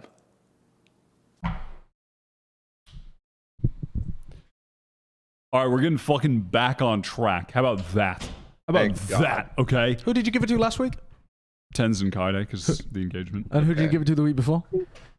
A deserving No, winner. but this, It was a deserving winner the previous. This week, you know who I'm giving it to? I'm giving it to Ghost Gaming, baby. Because they're still out there. They're still grinding. They won the Nerd Street LAN tournament that was this past weekend. Same roster, same fucking players. They're still grinding. Yep. They're not splitting up and going their separate ways, at least right now.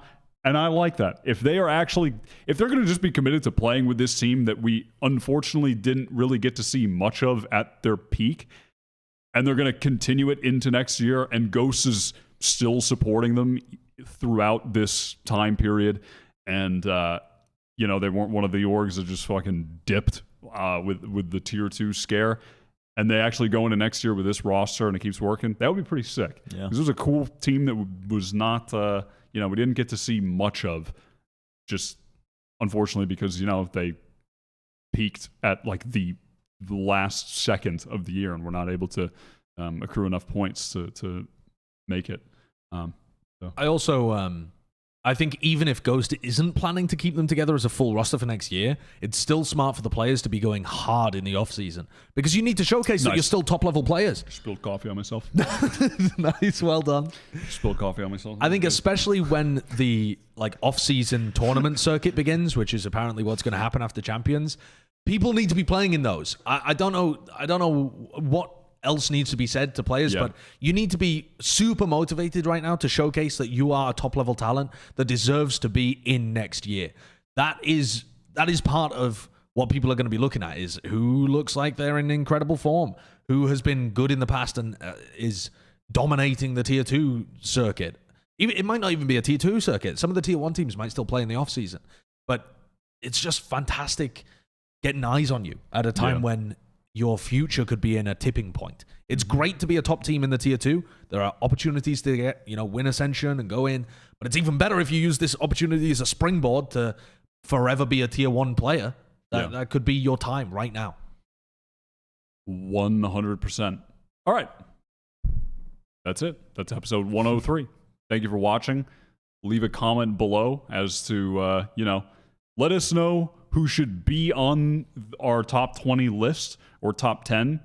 But new rule, you have to say who you're taking off, okay? Who are you adding on And who are you taking off? Leave a comment below the video. Thank you guys for watching. We'll see you for episode 104.